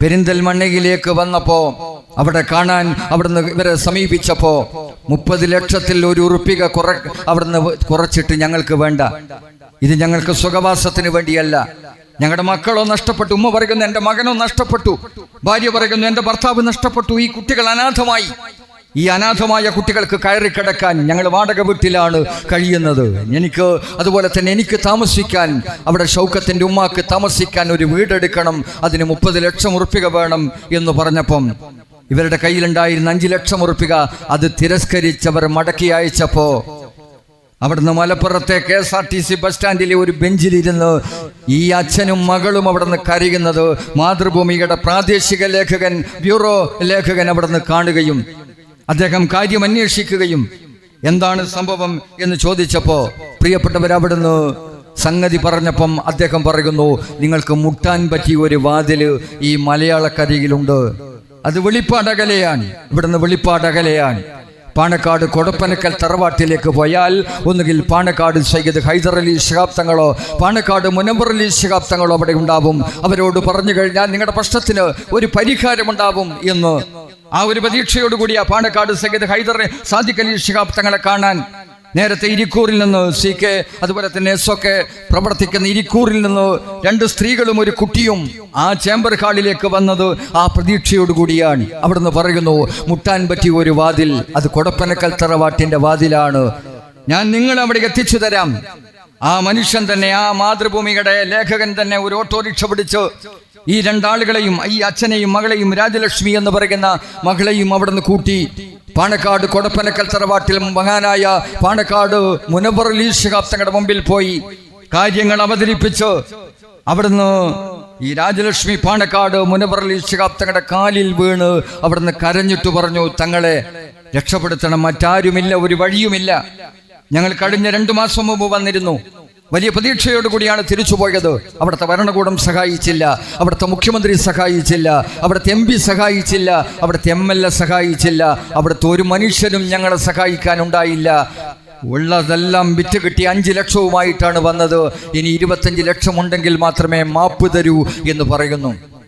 ആ സമയത്ത് തന്നെ മുനവർ അലി ശിഹാബ് തങ്ങൾ 2 രാജ്യത്തിലെ KMCCയുടെ പ്രസിഡന്റുമാരെ വിളിച്ച് ഇങ്ങനെ ഒരു വലിയ പ്രതിസന്ധിയിലാണുള്ളത്, അതുകൊണ്ടൊന്ന് സഹായിക്കണം എന്ന് പറഞ്ഞപ്പോൾ നാളെ 10 മണിക്ക് ബാങ്ക് തുറക്കുമ്പോൾ നിങ്ങളുടെ അക്കൗണ്ടിൽ പണമെത്തിയിരിക്കും എന്ന് 2 പേരും ഒരേ സ്വരത്തിൽ പറയുകയും പിറ്റേന്ന് ആ പണമെടുത്ത് മഹാനായ പാണക്കാട് സയ്യിദ് ഹൈദർ അലി ശിഹാബ് തങ്ങളുടെ കയ്യിൽ കൊടുത്ത് ആ ദിവസം അവിടുന്ന് മലപ്പുറത്തെ ഒരു ഹോട്ടലിൽ തങ്ങിയിരുന്ന ഈ 2 ആളുകളും ഈ അച്ഛനും മകളും വന്ന് പാണക്കാട് സയ്യിദ് ഹൈദർ അലി ശിഹാബ് തങ്ങളിൽ നിന്ന് പണം സ്വീകരിച്ച് ഈ ഷൗക്കത്തിന്റെ കുടുംബത്തിന് കൊണ്ടുപോയി കൊടുത്ത് അവിടുന്ന് മാപ്പപേക്ഷ വാങ്ങി അവിടുന്ന് പാണക്കാട് മുനവർ അലി ശിഹാബ് തങ്ങൾ തന്നെ ഇടപെട്ട് കുവൈത്ത് എംബസിയുമായി ബന്ധപ്പെട്ട് ഈ അത്തിമുത്തു എന്ന് പറയുന്നവൻ രക്ഷപ്പെട്ടു വരികയാണ്. അതിനുശേഷമാണ് തമിഴകത്തിന്റെ മണ്ണിൽ ബ്ലഡ് മണി എന്ന് പറയുന്ന സിനിമ ഇറങ്ങുന്നത്. കേരള സ്റ്റോറി എന്ന പേരിൽ ഇല്ലാത്ത കഥകൾ ഉണ്ടാക്കി ഇവിടുന്ന് പെൺകുട്ടികളെ പ്രേമിച്ച്, അമുസ്ലിങ്ങളായിട്ടുള്ള പെൺകുട്ടികളെ പ്രേമിച്ച്, എന്നിട്ട് വ്യാജപ്രേമത്തിലൂടെ അവിടെ കല്യാണം കഴിച്ചു, എന്നിട്ട് സിറിയയിലേക്കും അതുപോലെ തന്നെ അഫ്ഗാനിസ്ഥാനിലേക്കും കയറ്റി അയച്ച് ടെററിസ്റ്റുകളാക്കിയിട്ട് മാറ്റുകയാണ് എന്ന് RSSന്റെ നേതാവാണ് പറഞ്ഞതെങ്കിൽ നമുക്ക് മനസ്സിലാക്കാമായിരുന്നു. ഈ രാജ്യത്തിലെ BJPയുടെ നേതാവാണ് പറഞ്ഞതെങ്കിൽ നമുക്ക് മനസ്സിലാക്കാമായിരുന്നു. 2030 ആകുമ്പോഴേക്കും ഈ കേരളം ഒരു മുസ്ലിം സ്ഥാനമായിട്ട് മാറും എന്ന് പറഞ്ഞത് പ്രിയപ്പെട്ടവരെ, അവിടെ ഹൊസബളയോ അതല്ലെങ്കിൽ RSSന്റെ തലവനോ RSSന്റെ കേരളത്തിലെ നേതാവോ അല്ലെങ്കിൽ BJPയുടെ ഏറ്റവും ചുരുങ്ങിയത് ഇന്ത്യയുടെ ആഭ്യന്തരമന്ത്രിയായിരുന്ന രാജരാജേശ്വരി ക്ഷേത്രത്തിൽ തൊഴാൻ കഴിഞ്ഞ ദിവസം വന്നിരുന്ന അമിത്ഷാ എന്ന് പറയുന്ന മനുഷ്യനോ ആയിരുന്നുവെങ്കിൽ നമുക്ക് മനസ്സിലാക്കാമായിരുന്നു. പക്ഷേ നിങ്ങളുടെ കൂടെ ഉണ്ട് എന്ന് നാഴികക്ക് 40 വട്ടം പറയുകയും ചെങ്കൊടി പിടിച്ച് ഇൻകുലാബിന്റെ അമരധ്വനികൾ മുടക്കി ഈ രാജ്യത്തിലെ സകല മനുഷ്യരുടെയും കൂടെ ഞങ്ങളില്ല മുസ്ലിം രക്തം, ഞങ്ങളില്ല ഹിന്ദു രക്തം, ഞങ്ങളില്ല ക്രൈസ്തവ രക്തം, ഞങ്ങളിലുള്ളത് മാനവരക്തമെന്ന് SFIയുടെ കുട്ടികളെയും DYFIയുടെ ചെറുപ്പക്കാരെയും CPMന്റെ പടുകിഴവന്മാരെയും പഠിപ്പിച്ചു വിടുന്ന ഒരു രാഷ്ട്രീയ പ്രസ്ഥാനത്തിന്റെ ഇന്നും ജീവിച്ചിരിക്കുന്ന അച്യുതാനന്ദൻ എന്ന് പറയുന്ന മനുഷ്യനാണ് പറഞ്ഞത്, പെൺകുട്ടികളെ സ്നേഹിച്ച് അവിടുത്തെ മുസ്ലിം പെൺകുട്ടികളെ സ്നേഹിച്ചു അവിടെ നിന്ന് വലയിലാക്കി എന്നിട്ട് സിറിയയിലേക്കും അഫ്ഗാനിസ്ഥാനിലേക്കും കൊണ്ടുപോകുന്നു. ഇവിടെ ഒരു ലവ് ജിഹാദാണ് നടക്കുന്നത് എന്നതിന് ശേഷമാണ് RSS അത് ഏറ്റെടുക്കുന്നത്. ഞാൻ പറയുന്നത് പ്രിയപ്പെട്ടവരെ, എന്നിട്ട് അത് വെച്ചാണ് ഇവിടെ കേരള സ്റ്റോറി എന്ന് പറയുന്ന ഒരു സിനിമയുണ്ടാക്കിയത്. റിയൽ കേരള സ്റ്റോറി എന്താണ് എന്ന് ലോകത്തിന് പഠിപ്പിച്ചു കൊടുക്കാൻ ബ്ലഡ് മണി. എന്താണ് ബ്ലഡ് മണി എന്ന് പറയുന്ന സിനിമയുടെ തുടക്കം? അതിന്റെ ഇൻട്രോ തുടങ്ങുന്നത് ഒരു പെൺകുട്ടി, ഒരു മാധ്യമ പ്രവർത്തകയാണ്. ആ മാധ്യമ പ്രവർത്തകയായ പെൺകുട്ടി അവിടുന്ന് വന്നിട്ട് പറയുന്നു, ഞാൻ മാധ്യമ പ്രവർത്തകയാണ് എന്ന് പറഞ്ഞ ഒരു കിഴവനായിട്ടുള്ള ഒരു മനുഷ്യനെ പരിചയപ്പെടുത്തുന്നു. എന്നിട്ട് അദ്ദേഹം ചോദിക്കുന്നു, കുവൈത്ത് ജയിലിലുള്ള അത്തിമുത്തു എന്ന് പറയുന്ന കൊലക്കുറ്റത്തിന് ശിക്ഷിക്കപ്പെട്ട് വധശിക്ഷ കാത്തു കഴിയുന്ന മനുഷ്യനെ രക്ഷപ്പെടുത്തി ഇവിടത്തേക്ക് കൊണ്ടുവന്നല്ലോ ഒരാൾ, കേരളാവിലെ മുനവർ അലി ശിഹാബ് തങ്ങൾ എന്ന് പറഞ്ഞപ്പം അയാൾ പറയുന്നത് അതുക്കുമേൽ വലിയ നേതാവ് അവിടെ ഉണ്ടായിരുന്നു. ഈ മുനവർ അലി ശിഹാബ് തങ്ങളുടെ പിതാവ് പാണക്കാട് സയ്യിദ് മുഹമ്മദ് അലി ശിഹാബ് തങ്ങൾ. അവരും ഇങ്ങനെ തന്നെയായിരുന്നു. അവരെ ജാതി നോക്കിയില്ല, മതം നോക്കിയില്ല, മനുഷ്യനെ മാത്രമാണ് അവർ നോക്കിയിരുന്നത്. അതേ സിദ്ധിയിലാണ് അദ്ദേഹത്തിന്റെ മകൻ മുനവർ അലി ശിഹാബും മുന്നോട്ട് പോയത്. ആ മുനവർ അലി ശിഹാബ് തങ്ങൾ 5 ലക്ഷം ഉറുപ്പിക കയ്യിലുണ്ടായിരുന്ന രാജലക്ഷ്മി എന്ന് പറയുന്ന അത്തിമുത്തുവിന്റെ ഭാര്യയുടെ കൈവെള്ളയിൽ 25 ലക്ഷം ഉറുപ്പിക കൈവെള്ളയിൽ വെച്ചു കൊടുത്തത് കൊണ്ടാണ് അത്തിമുത്തു എന്ന് പറയുന്ന മനുഷ്യന് ദിയാപണം സ്വീകരിച്ച് അവിടുന്ന് മാപ്പ് കൊടുത്ത് കൊല്ലപ്പെട്ടു പോയവന്റെ കുടുംബം മാപ്പ് കൊടുത്ത് ആ അത്തിമുത്തുവിനെ കേരളക്കരയിലേക്ക് തിരിച്ചു വരാൻ കഴിഞ്ഞത് എന്ന് പ്രിയപ്പെട്ടവർ അവിടുന്ന് ഈ മനുഷ്യൻ ഈ മാധ്യമ പ്രവർത്തകയോട് പറയുകയാണ്. എന്നിട്ട് പാണക്കാട് കുടുംബത്തെക്കുറിച്ച്, പാണക്കാട് സയ്യിദ് മുഹമ്മദ് അലി ശിഹാബ് തങ്ങളെക്കുറിച്ച്, പാണക്കാട് മുനവർ അലി ശിഹാബ് തങ്ങളെക്കുറിച്ച് വാതോരാതെ അദ്ദേഹം സംസാരിക്കുകയും അതിൻ്റെ അനുബന്ധ കാഴ്ചകൾ കാണിച്ചു കൊണ്ടിരിക്കുകയും ചെയ്യുന്നതാണ് ദ ബ്ലഡ് മണി എന്ന് പറയുന്ന ആ സിനിമ. അവിടെയാണ് നമ്മൾ മനസ്സിലാക്കേണ്ടത്. ഈ കഴിഞ്ഞ ദിവസം ഞാനിവിടെ ജയിലിൽ കിടക്കുന്ന ആളിന്റെ രക്ഷയ്ക്ക് വേണ്ടിയാണ് അവർ വന്നത് എന്ന് മനസ്സിലായിരുന്നില്ല. ഇതുപോലെ ഗൂഡല്ലൂരിൽ നിന്ന് ഒരമ്മയും അവരുടെ മകളും അവരുടെ ആ മകളുടെ 7 വയസ്സായ ഒരു മകനെയും കൂട്ടിയിട്ട് പാണക്കാട് സാദിഖ് അലി ശിഹാബ് തങ്ങളുടെ അടുത്തേക്ക് വന്നു. ഞാൻ പറയുന്നത് മുസ്ലിം ലീഗിന്റെ ഓഫീസുകളും മുസ്ലിം ലീഗും എന്തിനാണ് എന്ന് ബോധ്യപ്പെടുത്താനാണ്. ലീഗിനെ ദൂരെ നിന്ന് കാണുന്ന ആളുകൾ, മുസ്ലിം ലീഗിനെ അതിന്റെ മതേതരത്വത്തിന്റെ സ്വഭാവം എന്താണെന്ന് അറിയാത്ത ആളുകൾ, ഞങ്ങളെപ്പോലെ ഈ രാജ്യത്ത് മനുഷ്യൻ എന്ന് പറയുന്ന അവിടുത്തെ ഒരു വിഭാഗത്തെ കാണാൻ, മനുഷ്യനായിട്ട് കാണാൻ, ഹിന്ദുവിനെ ഹിന്ദുവായിട്ട് കാണുന്ന കാലത്ത്, ക്രിസ്ത്യാനിയെ ക്രിസ്ത്യാനിയായിട്ട് അവിടുന്ന് വേർതിരിച്ചു കാണാൻ കഴിയുന്ന ഒരു കാലത്ത്, മുസ്ലിമിനെ തീവ്രവാദത്തിന്റെ മാർഗത്തിലേക്ക് കൊണ്ടുപോകുമ്പോൾ അവിടുന്ന് തടഞ്ഞു നിർത്താൻ സ്വന്തം ചെറുപ്പക്കാരന്റെ, ഈ കൊടിവാഹകന്റെ പ്രിയപ്പെട്ടവരെ അവിടുന്ന് ആ ചോര കൊടുത്ത് അതിനെതിരായിട്ട് പ്രവർത്തിച്ച മുസ്ലിം ലീഗ് മതേതരത്വം അതിൻ്റെ കണ്ണിലെ കൃഷ്ണമണി പോലെ കാത്തു സൂക്ഷിച്ച് മുന്നോട്ട് പോകുന്നു എന്നതിന് കാലം സാക്ഷിയായി എല്ലാ മാധ്യമങ്ങളും റിപ്പോർട്ട് ചെയ്ത ഒരു വാർത്തയാണ് കഴിഞ്ഞ 1.5 മാസം മുമ്പ് നമ്മുടെ കേരളത്തിലുണ്ടായിരുന്നത്. ഗൂഡല്ലൂരിൽ നിന്ന് ഞാൻ ഈ പറഞ്ഞ നമ്മുടെ PTHന്റെ പൂക്കോയത്തങ്ങൾ ഹോസ്പൈസിന്റെ സംഘം ഈ കുട്ടിയെ ട്രീറ്റ് ചെയ്യാൻ അവിടെ പോകാറുണ്ട്. ആ വീട്ടിൽ ആ കുട്ടി അവിടെ നിന്ന് നടക്കാൻ കഴിയാത്ത, സംസാരിക്കാൻ കഴിയാത്ത, ജന്മനാ ഹൃദയവാൾവിന് തകരാറുള്ള 7 വയസ്സുകാരൻ. ഡോക്ടറെ കാണിച്ചപ്പോൾ പറഞ്ഞത് 7 വയസ്സ് കഴിഞ്ഞാലേ ഓപ്പറേഷൻ നടത്താൻ കഴിയൂ എന്നാണ്. 7 വയസ്സ് കഴിഞ്ഞപ്പം ഈ PTHന്റെ വളണ്ടിയർമാരോട് ഈ അമ്മയും മുത്തച്ഛിയും പറഞ്ഞു, എൻ്റെ കുട്ടികളുടെ ഓപ്പറേഷൻ നടത്താൻ ഇന്നലെ അവിടെ കോഴിക്കോട് ഒരു ആശുപത്രിയിൽ പോയിരുന്നു. വലിയ കാർഡിയോളജിസ്റ്റിനടുത്ത് അദ്ദേഹം 40 ലക്ഷം ഉറുപ്പികയാണ് പറഞ്ഞത്. 4000 ഉറുപ്പിക പോലും ഉണ്ടാക്കാൻ ഞങ്ങൾക്ക് കഴിയില്ല, എന്താണ് ചെയ്യുക എന്ന് പറഞ്ഞപ്പം ഈ വളണ്ടിയർ, അവിടെ ഒരു വനിതാ വളണ്ടിയറാണ്, ഒരു വനിതാ നേഴ്സുമാണ്. അവർ പറഞ്ഞു, നമുക്കൊരു കാര്യം ചെയ്യാം, നമ്മുടെ ഹോസ്പിറ്റൽസിന്റെ ഡോക്ടർ കൺവീനർ അമീർ അലിയെയും കൂട്ടി നമുക്ക് ചൊവ്വാഴ്ച ദിവസം പാണക്കാട് ഒന്ന് പോകാം എന്ന് പറയുന്നു. നിങ്ങളെല്ലാം കണ്ടതാണ്, വൈറലായിട്ടുള്ള വീഡിയോ ആയിരുന്നു, കേരളത്തിലെ മാധ്യമങ്ങൾ റിപ്പോർട്ട് ചെയ്ത വാർത്തയായിരുന്നു. കേരളത്തിലെ ദൃശ്യമാധ്യമങ്ങൾ പ്രിയപ്പെട്ടവരെ ഇത് ഏറെ കാഴ്ച കൗതുകത്തോടെ കൊടുത്ത ഒരു വാർത്തയായിരുന്നു. അവിടുന്ന് വരികയാണ് ഈ അമ്മയും മകളും മകളുടെ മകനും.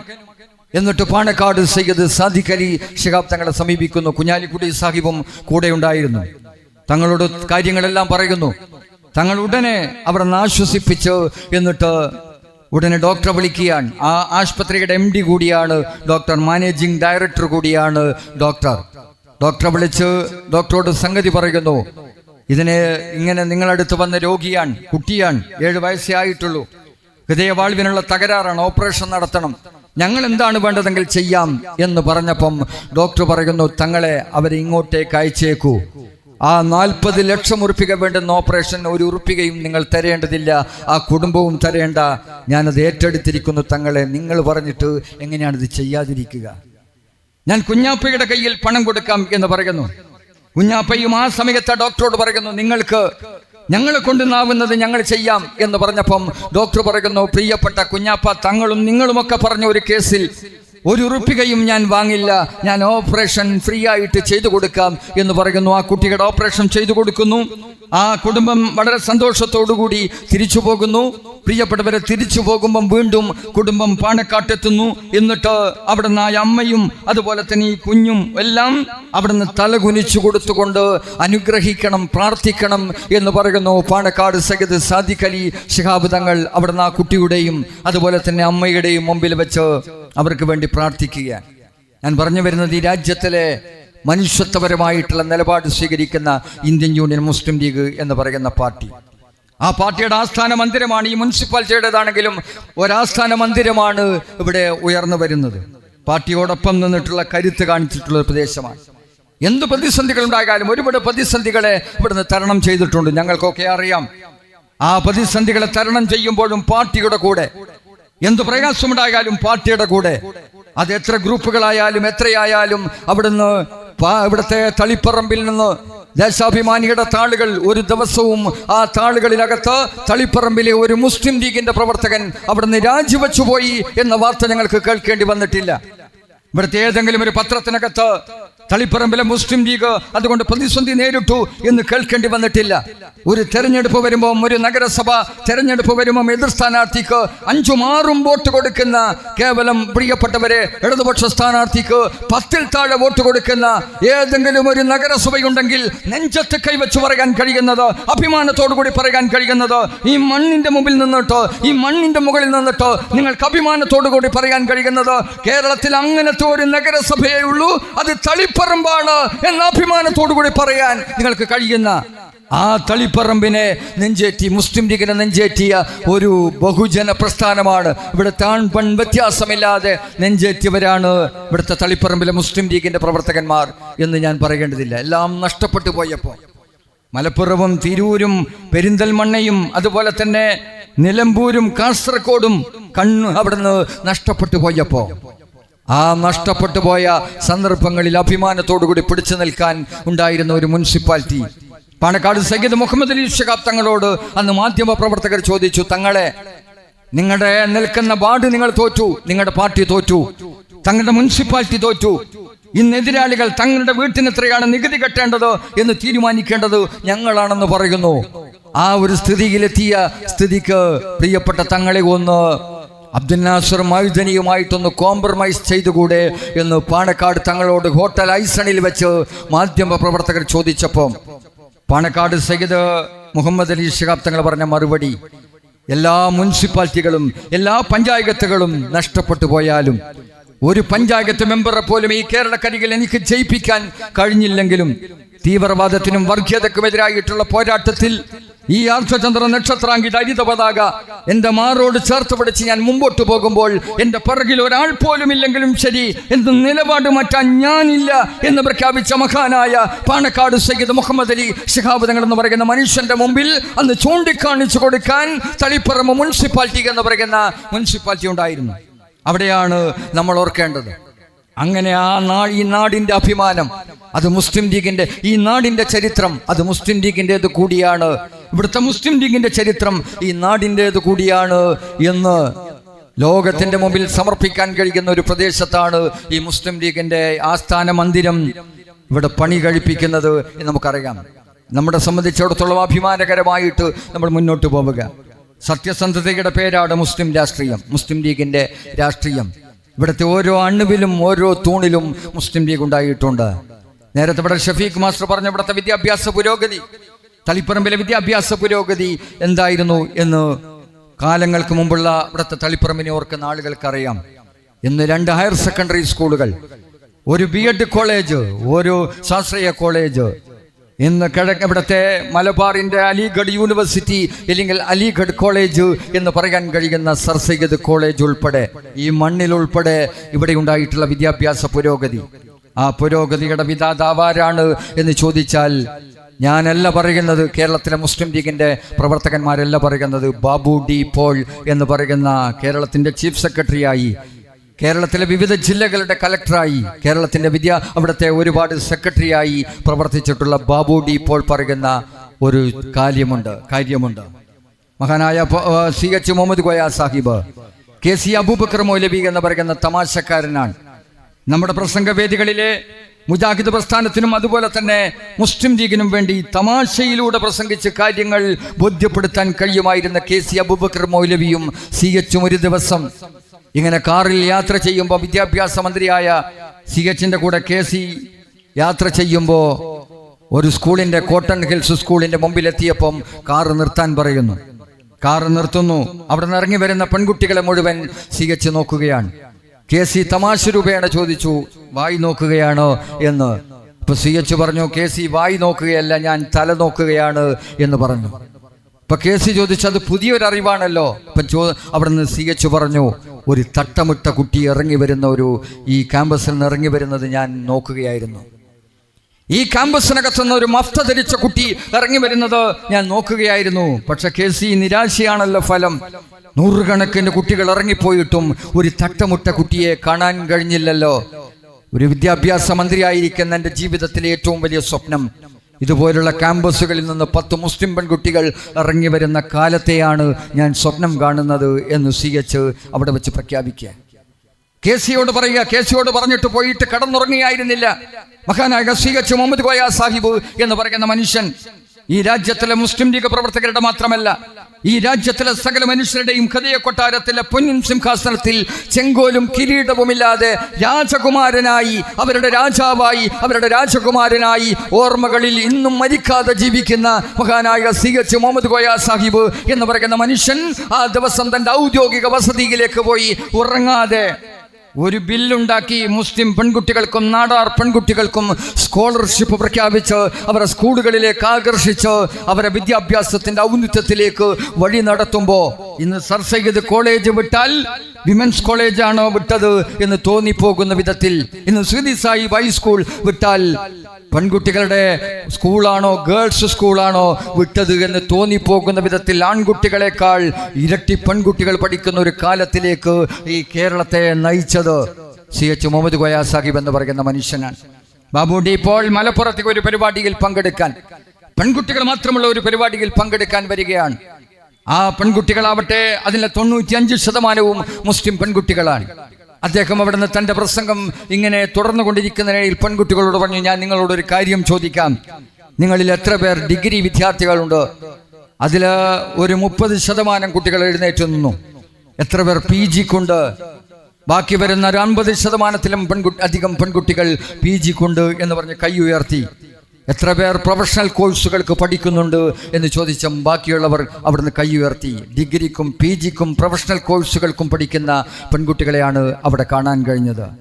എന്നിട്ട് ബാബുഡി ഇപ്പോൾ പറഞ്ഞു, നിങ്ങളുടെ ബാപ്പമാർ സമ്പാദിച്ച സമ്പാദ്യത്തിൻ്റെ ഗുണമല്ല നിങ്ങളിവിടെ എത്തിയത്, നിങ്ങളുടെ ഉമ്മയുടെ വിദ്യാഭ്യാസത്തിൻ്റെ ഗുണമല്ല നിങ്ങളിവിടെ എത്തിയത്, നിങ്ങളുടെ തറവാട്ടു മഹിമ കൊണ്ടല്ല നിങ്ങളിവിടെ എത്തിയത്, നിങ്ങളുടെ പരിസരത്തിന്റെ ഗുണം കൊണ്ടല്ല നിങ്ങൾ ഇവിടെ എത്തിയത്. നിങ്ങൾ ഇവിടെ എത്തിയത്, ഞാൻ എത്ര ഡിഗ്രി വിദ്യാർത്ഥികളുണ്ടെന്ന് ചോദിച്ചപ്പോൾ എഴുന്നേറ്റ് നിൽക്കാൻ കഴിഞ്ഞത്, എത്ര PG വിദ്യാർത്ഥികളുണ്ടെന്ന് ചോദിച്ചപ്പോൾ എഴുന്നേറ്റ് നിൽക്കാൻ കഴിഞ്ഞത്, എത്ര പേർ പ്രൊഫഷണൽ കോഴ്സുകൾക്ക് പഠിക്കുന്നവരുണ്ട് എന്ന് ചോദിച്ചപ്പം ഇവിടുന്ന് ഈ സദസ്സിലെ ഈ 3 കൂട്ടർ ആളുകൾ മാത്രമേ ഉള്ളൂ എന്ന തലത്തിലേക്ക് ഇവിടെ എത്തിയത്.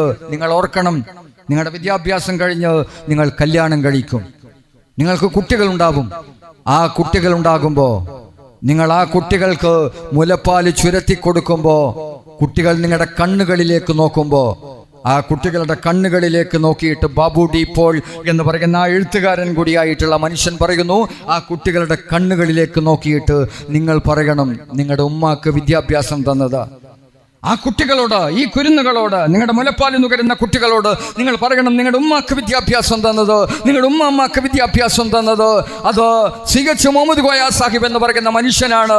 ആ മനുഷ്യൻ ഈ കാലത്തിന് സംഭാവന ചെയ്തത് ഇന്ത്യൻ യൂണിയൻ മുസ്ലിം ലീഗാണ് എന്ന് പറയണം എന്ന് കുട്ടികളോട് നിങ്ങൾ പറഞ്ഞു കൊടുക്കണം എന്ന് ബാബുഡി പോൾ എന്ന് പറയുന്ന കേരളത്തിന്റെ ചീഫ് സെക്രട്ടറിയായി, കേരളത്തിലെ വിവിധ ജില്ലകളുടെ അവിടുത്തെ കലക്ടറായി, അതുപോലെ തന്നെ സെക്രട്ടറിയായി ഒക്കെ പ്രവർത്തിച്ച, വകുപ്പുകളുടെ സെക്രട്ടറിയായി ഒക്കെ പ്രവർത്തിച്ച മനുഷ്യൻ അന്ന് ഒരു സെക്രട്ടറി ആയിട്ട് പ്രവർത്തിക്കുമ്പോഴാണ് അദ്ദേഹം ആ വർത്തമാനം പറഞ്ഞത് എന്ന് പറയുമ്പോൾ നമ്മൾ ഓർക്കുക. ഈ വിദ്യാഭ്യാസം എന്ന് പറയുന്നത് മലയാളക്കാർക്ക് സമ്മാനിച്ചത് മുസ്ലിം ലീഗാണ്. 2030 ആകുമ്പോഴേക്കും ഒരു മുസ്ലിം സ്ഥാനാകും എന്ന് അച്യുതാനന്ദൻ ആശങ്കപ്പെട്ടതുപോലെ, അതല്ലെങ്കിൽ അത് ഏറ്റുപിടിക്കാൻ മുന്നോട്ട് വന്ന RSSകാർക്ക് അവിടുന്ന് വഴി തുറന്നിട്ട് കൊടുത്തതുപോലെ, CPM വഴി തുറന്നിട്ട് കൊടുത്തതുപോലെ, അതല്ല മലയാളക്കര, അതല്ല ഈ രാജ്യവും ഇവിടുത്തെ മുസ്ലിങ്ങളും എന്ന് കാണിച്ചു കൊടുക്കാനുള്ള ബാധ്യത ഏറ്റെടുത്ത ഒരു രാഷ്ട്രീയ പ്രസ്ഥാനത്തിന്റെ പേരാണ് ഇന്ത്യൻ യൂണിയൻ മുസ്ലിം ലീഗ്. നേരത്തെ ഇവിടെ പറഞ്ഞതുപോലെ 21 കത്തിയുടെയും കടാരിയുടെയും അത് അറബിക്കടലിൽ എറിഞ്ഞിട്ടില്ല എന്ന് വിളിച്ചു പറയുന്ന മുദ്രാവാക്യത്തിൽ, കേവലമായിട്ടുള്ള മുദ്രാവാക്യത്തിൽ ഒതുക്കി നിർത്താൻ മാത്രം, എന്നിട്ട് പേന കയ്യിലേക്ക് കൊടുത്ത്, പുസ്തകം കയ്യിലേക്ക് കൊടുത്ത് നിങ്ങൾ പഠിക്കുക എന്ന് പ്രഖ്യാപിച്ചപ്പോൾ ഒരു സദസ്സിൽ പോയാൽ എത്രയോ അധ്യാപകർ, എത്രയോ ഡോക്ടർമാർ, ഇവിടുന്ന് കോഴിക്കോട് മെഡിക്കൽ കോളേജ് ഒരിക്കൽ നമ്മുടെ മത്തായി ചാക്കോ എന്ന് പറയുന്ന MLA മരിച്ചുപോയി. ബഹുമാന്യനായ മായിൻ ഹാജിയെ തോൽപ്പിച്ച് തിരുവമ്പാടി നിയോജക മണ്ഡലത്തിൽ നിന്ന് ജയിച്ച മത്തായി ചാക്കോയ്ക്ക് കേവലം 5-8 മാസം മാത്രമേ കേരള നിയമസഭയിൽ ഇരിക്കാൻ കഴിഞ്ഞുള്ളൂ. ആ സമയത്താണ് PJ ജോസഫ് എന്ന വിദ്യാഭ്യാസ മന്ത്രിയായിരുന്നു. അദ്ദേഹം വന്ന് ഹയർ സെക്കൻഡറി സ്കൂളുകൾ കൊടുത്തപ്പം നമ്മുടെ സ്കൂളുകളെ, നമ്മുടെ മാനേജ്മെന്റുകളെ മലബാർ ഭാഗത്തെ ആകെ തടഞ്ഞു. ആ തടഞ്ഞതിനെതിരായി അബ്ദുറഹ്മാൻ രണ്ടത്താണി ഒരു പ്രമേയം കൊണ്ടുവന്നു. ആ പ്രമേയം കൊണ്ടുവന്നപ്പോൾ പ്രമേയത്തെ എതിർത്തുകൊണ്ട് അന്ന് CPMന്റെ ഭാഗത്ത് നിന്നും ആദ്യം സംസാരിച്ചത് മത്തായി ചാക്കോയാണ്. മത്തായി ചാക്കോ തന്റെ സംസാരത്തിനിടയിൽ അബ്ദുറഹ്മാൻ രണ്ടത്താണിയോട് ചോദിച്ചു, അബ്ദുറഹ്മാൻ രണ്ടത്താണി, നിങ്ങൾ നിങ്ങളുടെ പ്രമേയത്തിൽ ഊന്നിക്കൊണ്ട് നിങ്ങൾ പ്രസംഗിച്ചപ്പോൾ പറഞ്ഞു ഇവിടുത്തെ മുസ്ലിങ്ങളും ഇവിടുത്തെ പിന്നോക്ക വിഭാഗങ്ങൾ വിദ്യാഭ്യാസപരമായി പിന്നോട്ടാണെന്ന്.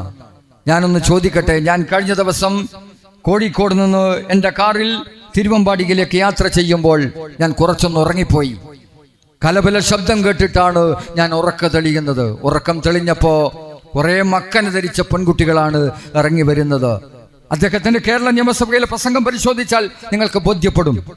അവിടുന്ന് ഞാൻ എൻ്റെ ഡ്രൈവറോട് ചോദിച്ചു, നീ ഏത് വഴിയാണ് വണ്ടി എടുത്തത്? നമ്മൾ സാധാരണ പോകുന്ന വഴിയിൽ ഒരു അറബി കോളേജ്, വിമൻസ് അറബി കോളേജ് ഇല്ലല്ലോ എന്ന് പറഞ്ഞപ്പോഴാണ് എൻ്റെ ഡ്രൈവർ എന്നോട് പറയുന്നത്, പ്രിയപ്പെട്ട MLA, ഇത് വിമൻസ് അറബി കോളേജ് അല്ല, കോഴിക്കോട് മെഡിക്കൽ കോളേജ് ഉച്ചഭക്ഷണത്തിന് വേണ്ടി വിട്ടിരിക്കുകയാണ്, അവർ ഹോസ്റ്റലുകളിലേക്ക് പോകുന്ന പെൺകുട്ടികളാണ് എന്ന് പറഞ്ഞപ്പോഴാണ് കോഴിക്കോട് മെഡിക്കൽ കോളേജിൽ പഠിക്കുന്ന പെൺകുട്ടികളിൽ മഹാഭൂരിപക്ഷവും അബ്ദുറഹിമാൻ, നിങ്ങൾ പിന്നോക്ക സമുദായമാണ്, വിദ്യാഭ്യാസപരമായി പിന്നോക്കമാണ്, നിങ്ങൾ തഴയപ്പെട്ടു എന്ന് പറഞ്ഞിടത്ത് അവിടെ മെഡിക്കൽ കോളേജിൽ പഠിക്കുന്നത് പ്രിയപ്പെട്ട അബ്ദുറഹിമാൻ, നിങ്ങളുടെ കുട്ടികളാണ് മഹാഭൂരിപക്ഷത്തെയും അവിടെ എനിക്ക് കാണാൻ കഴിഞ്ഞത് എന്ന് പറയുമ്പോൾ മത്തായി ചാക്കോയുടെ പ്രസ്ഥാനത്തോട് പറയുന്നു, അവർ പ്രിയപ്പെട്ടവരെ അങ്ങനെ വെറുതെ എത്തിയതല്ല. മഹാനായ CH മുഹമ്മദ് കോയ സാഹിബ് എന്ന് പറയുന്ന മനുഷ്യനിലൂടെ തുടങ്ങിയ പ്രയാണം ഇന്ത്യൻ യൂണിയൻ മുസ്ലിം ലീഗ് അതിന്റെ വിദ്യാഭ്യാസ വകുപ്പ് ഏറ്റെടുത്ത് ഈ മലയാളക്കരക്ക് ഒരു പ്രസ്ഥാനത്തിനും നൽകാൻ കഴിയാത്ത ഈ രാജ്യത്തിലെ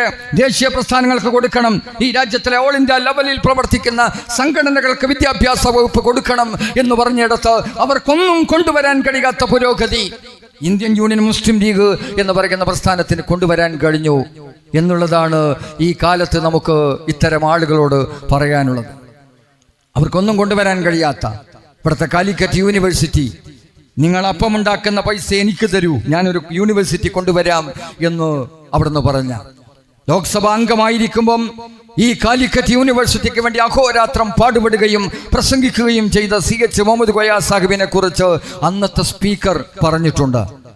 അവിടെ പ്രസംഗിച്ച് അവസാനിപ്പിക്കുകയല്ല ചെയ്തത്, തൻ്റെ തൊപ്പി ഊരിയിട്ട് ആ തൊപ്പി കാണിച്ചിട്ട് നിങ്ങൾ പൈസ തരൂ, ഞാനൊരു യൂണിവേഴ്സിറ്റി തരാം എന്ന് പറഞ്ഞ് അങ്ങനെ ഒരു യൂണിവേഴ്സിറ്റി കൊടുത്തു. EM ശങ്കരൻ നമ്പൂതിരിപ്പാട് എതിരായിരുന്നു ആ യൂണിവേഴ്സിറ്റിക്ക്. ആ യൂണിവേഴ്സിറ്റിയുടെ തറക്കല്ലിട കർമ്മത്തിൽ ഒരൊറ്റ CPM-ന്റെ നേതാക്കന്മാരും അന്ന് പങ്കെടുത്തിരുന്നില്ല. അത്രമാത്രം നിങ്ങൾ എതിരായിരുന്നു. കാലിക്കറ്റ് യൂണിവേഴ്സിറ്റി കൊണ്ടുവന്ന, കാലടി സർവകലാശാല, സംസ്കൃതം സർവകലാശാല കൊണ്ടുവന്ന, തുഞ്ചൻ പറമ്പിൽ മലയാളം സർവകലാശാല കൊണ്ടുവന്ന് ഞങ്ങൾക്ക് അറബി യൂണിവേഴ്സിറ്റി കൊണ്ടുവരാൻ കഴിയുമായിരുന്നു. പക്ഷേ മുസ്ലിം ലീഗ് എന്ന് പറയുന്ന പ്രസ്ഥാനം ഈ രാജ്യത്തിലെ സകല മനുഷ്യരുടെയും വിദ്യാഭ്യാസ പുരോഗതിയാണ് സ്വപ്നം കണ്ടത്. ആ പുരോഗതിക്ക് വേണ്ടിയാണ് ഞങ്ങൾ പ്രവർത്തിച്ചത്. EMS ഒരിക്കൽ പറഞ്ഞു, കാച്ചിത്തുണിയുടെ കാലം കഴിഞ്ഞാൽ മുസ്ലിം ലീഗ് തീരും എന്ന്. കാച്ചിത്തുണിയുടെ കാലം കഴിഞ്ഞാൽ മുസ്ലിം ലീഗ് അവസാനിച്ചു പോകും എന്ന് പറഞ്ഞ ഒരു മഹാനായിരുന്നു സഖാവ് EM ശങ്കരൻ നമ്പൂതിരിപ്പാട്. അബ്ദുൽ നാസർ മൈദനി ഒരു ഭാഗത്തും ഇബ്രാഹിം സുലൈമാൻ സേഠ് സാഹിബ് മറുഭാഗത്തേക്കും അവിടുന്ന് പോയപ്പോൾ മുസ്ലിം ലീഗ് മൂന്നായി, ഇനി 3 കൊല്ലം മാത്രമേ മുസ്ലിം ലീഗ് ഉണ്ടാവൂ എന്ന് പ്രഖ്യാപിച്ച ഒരാളായിരുന്നു സഖാവ് നമ്പൂതിരിപ്പാട്. ഇന്ന് കാണാൻ അദ്ദേഹമില്ലെങ്കിലും ഈ കേരളക്കരയിൽ ഏറ്റവും കൂടുതൽ ചർച്ച ചെയ്യപ്പെട്ടുകൊണ്ടിരിക്കുന്ന ഒരു രാഷ്ട്രീയ പ്രസ്ഥാനമായി ഇന്ത്യൻ യൂണിയൻ മുസ്ലിം ലീഗ് മാറുകയാണ്. കാച്ചിത്തുണിയുടെ കാലം കഴിഞ്ഞാൽ മുസ്ലിം ലീഗ് അവിടുന്ന് ഉണ്ടാവില്ല എന്ന് പറഞ്ഞിടത്ത് കേരളത്തിലെ ഏറ്റവും കൂടുതൽ ശമ്പളം പറ്റുന്ന ഒരു ഉദ്യോഗസ്ഥ ആരാണ് എന്ന് ചോദിച്ചാൽ നിലമ്പൂർ നിയോജക മണ്ഡലത്തിലെ പൂക്കോട്ടുംപാടത്തെ ആയിഷ എന്ന് പറയുന്ന പെൺകുട്ടിയാണ് നാസയിൽ ഒരു ധ്രുവനക്ഷത്രത്തെ കണ്ടുപിടിച്ച് ആ ധ്രുവനക്ഷത്രത്തിന് ഒരു പ്രത്യേക പേര് നൽകി നാസക്ക് സമ്മാനിച്ച് ആ നാസ പൊക്കിയെടുത്തുകൊണ്ടുപോയ അവിടുത്തെ ആ നാസയിലെ ശാസ്ത്രജ്ഞയായി പ്രവർത്തിച്ചു കൊണ്ടിരിക്കുന്ന പൂക്കോട്ടുംപാടത്തെ ഒരു മുസ്ലിം പെൺകുട്ടിയാണ് ഈ മലയാളക്കരയിലെ ഏറ്റവും വലിയ ശമ്പളം പറ്റുന്ന പെൺകുട്ടി എന്ന് പറയുമ്പോൾ കാച്ചിത്തുണിയുടെ കാലം കഴിഞ്ഞ് ആ പെൺകുട്ടിയുടെ കാലം എത്തുമ്പോഴും ഇന്ത്യൻ യൂണിയൻ മുസ്ലിം ലീഗ് ഒരു പതർച്ചയുമില്ലാതെ, ഒരു ഇടർച്ചയുമില്ലാതെ അവിടുന്ന് മുന്നോട്ട് പോവുകയാണ്. മുസ്ലിം ലീഗ് എന്ന് പറയുന്ന രാഷ്ട്രീയ പ്രസ്ഥാനം നമുക്കറിയാം. അതിനൊക്കെ വഴി തെളിയിച്ചത് മറിയം ജുമാനായക് എന്ന് പറയുന്ന പൈലറ്റ്. ആ കുട്ടി കഴിഞ്ഞ 2-3 ആഴ്ചകൾക്ക് മുമ്പ് മട്ടന്നൂർ എയർപോർട്ടിൽ ഇറങ്ങി ഞങ്ങൾ എന്നും ഉണ്ടാകുന്ന ഹോട്ടലിലേക്ക് ഭക്ഷണം കഴിക്കാൻ വന്നു.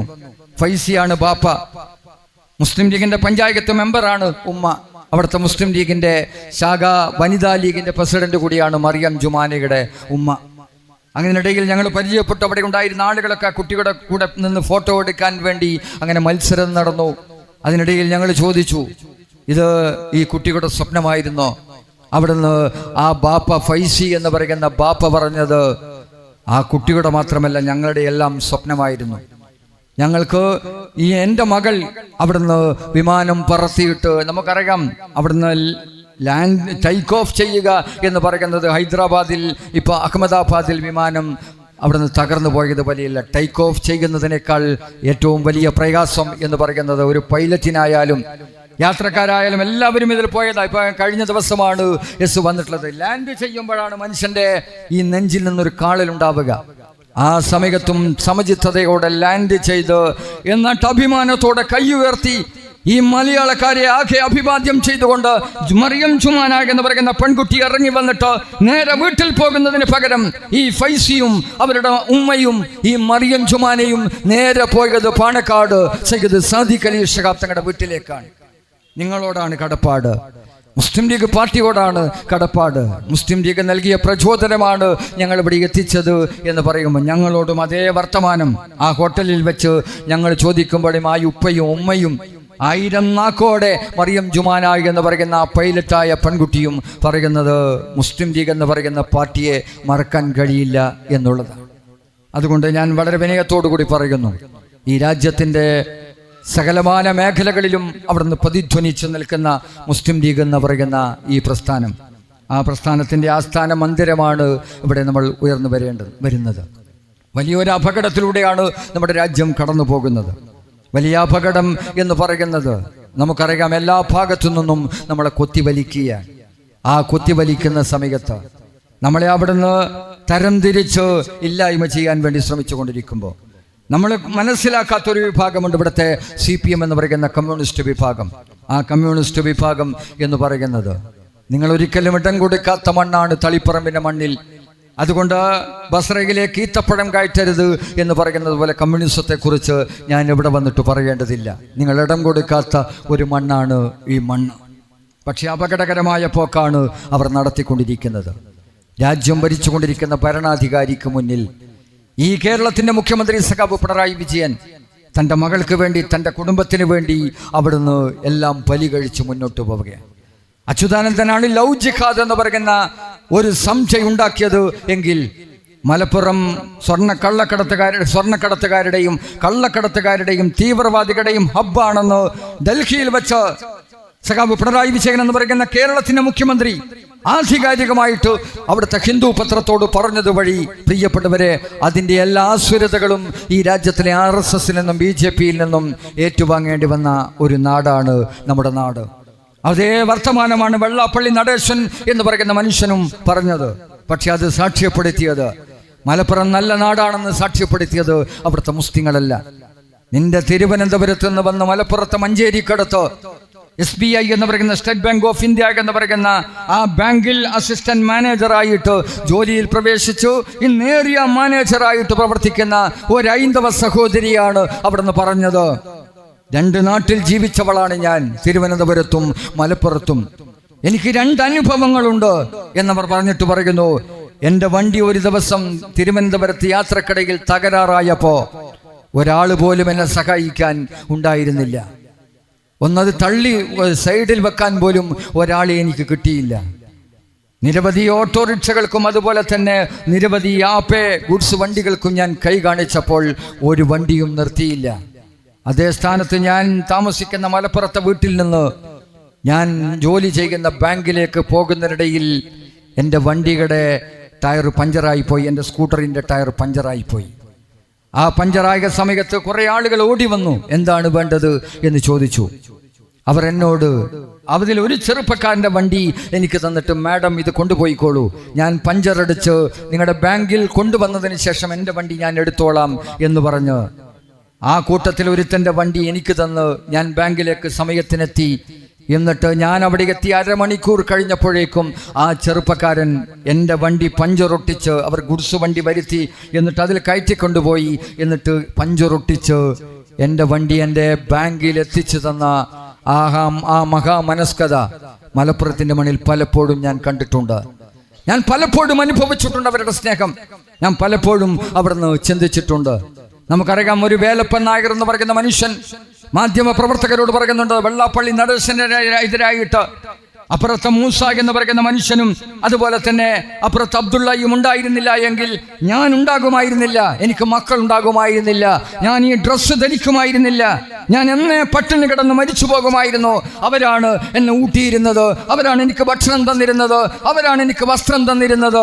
ഞാൻ ആ വീട്ടിൽ കയറി, അവിടുത്തെ അബ്ദുള്ളയുടെയും അതുപോലെ തന്നെ എൻ്റെ സുഹൃത്തിൻ്റെയും വീട്ടിൽ കയറി ഞാൻ അവരോട് ചോദിക്കാതെ വസ്ത്രമെടുത്തിട്ട് ഞാൻ കല്യാണത്തിനൊക്കെ പോകുമായിരുന്നു. ഇത്ര സ്നേഹം അവിടുന്ന് കാണിച്ച ഒരു ജനതയെ ഈ മണ്ണിൽ വേറെ എവിടെയും കാണിക്കാൻ കഴിയില്ല എന്ന് പറയുമ്പോൾ സഖാവ് പിണറായി വിജയനാണ് പറയുന്നത്.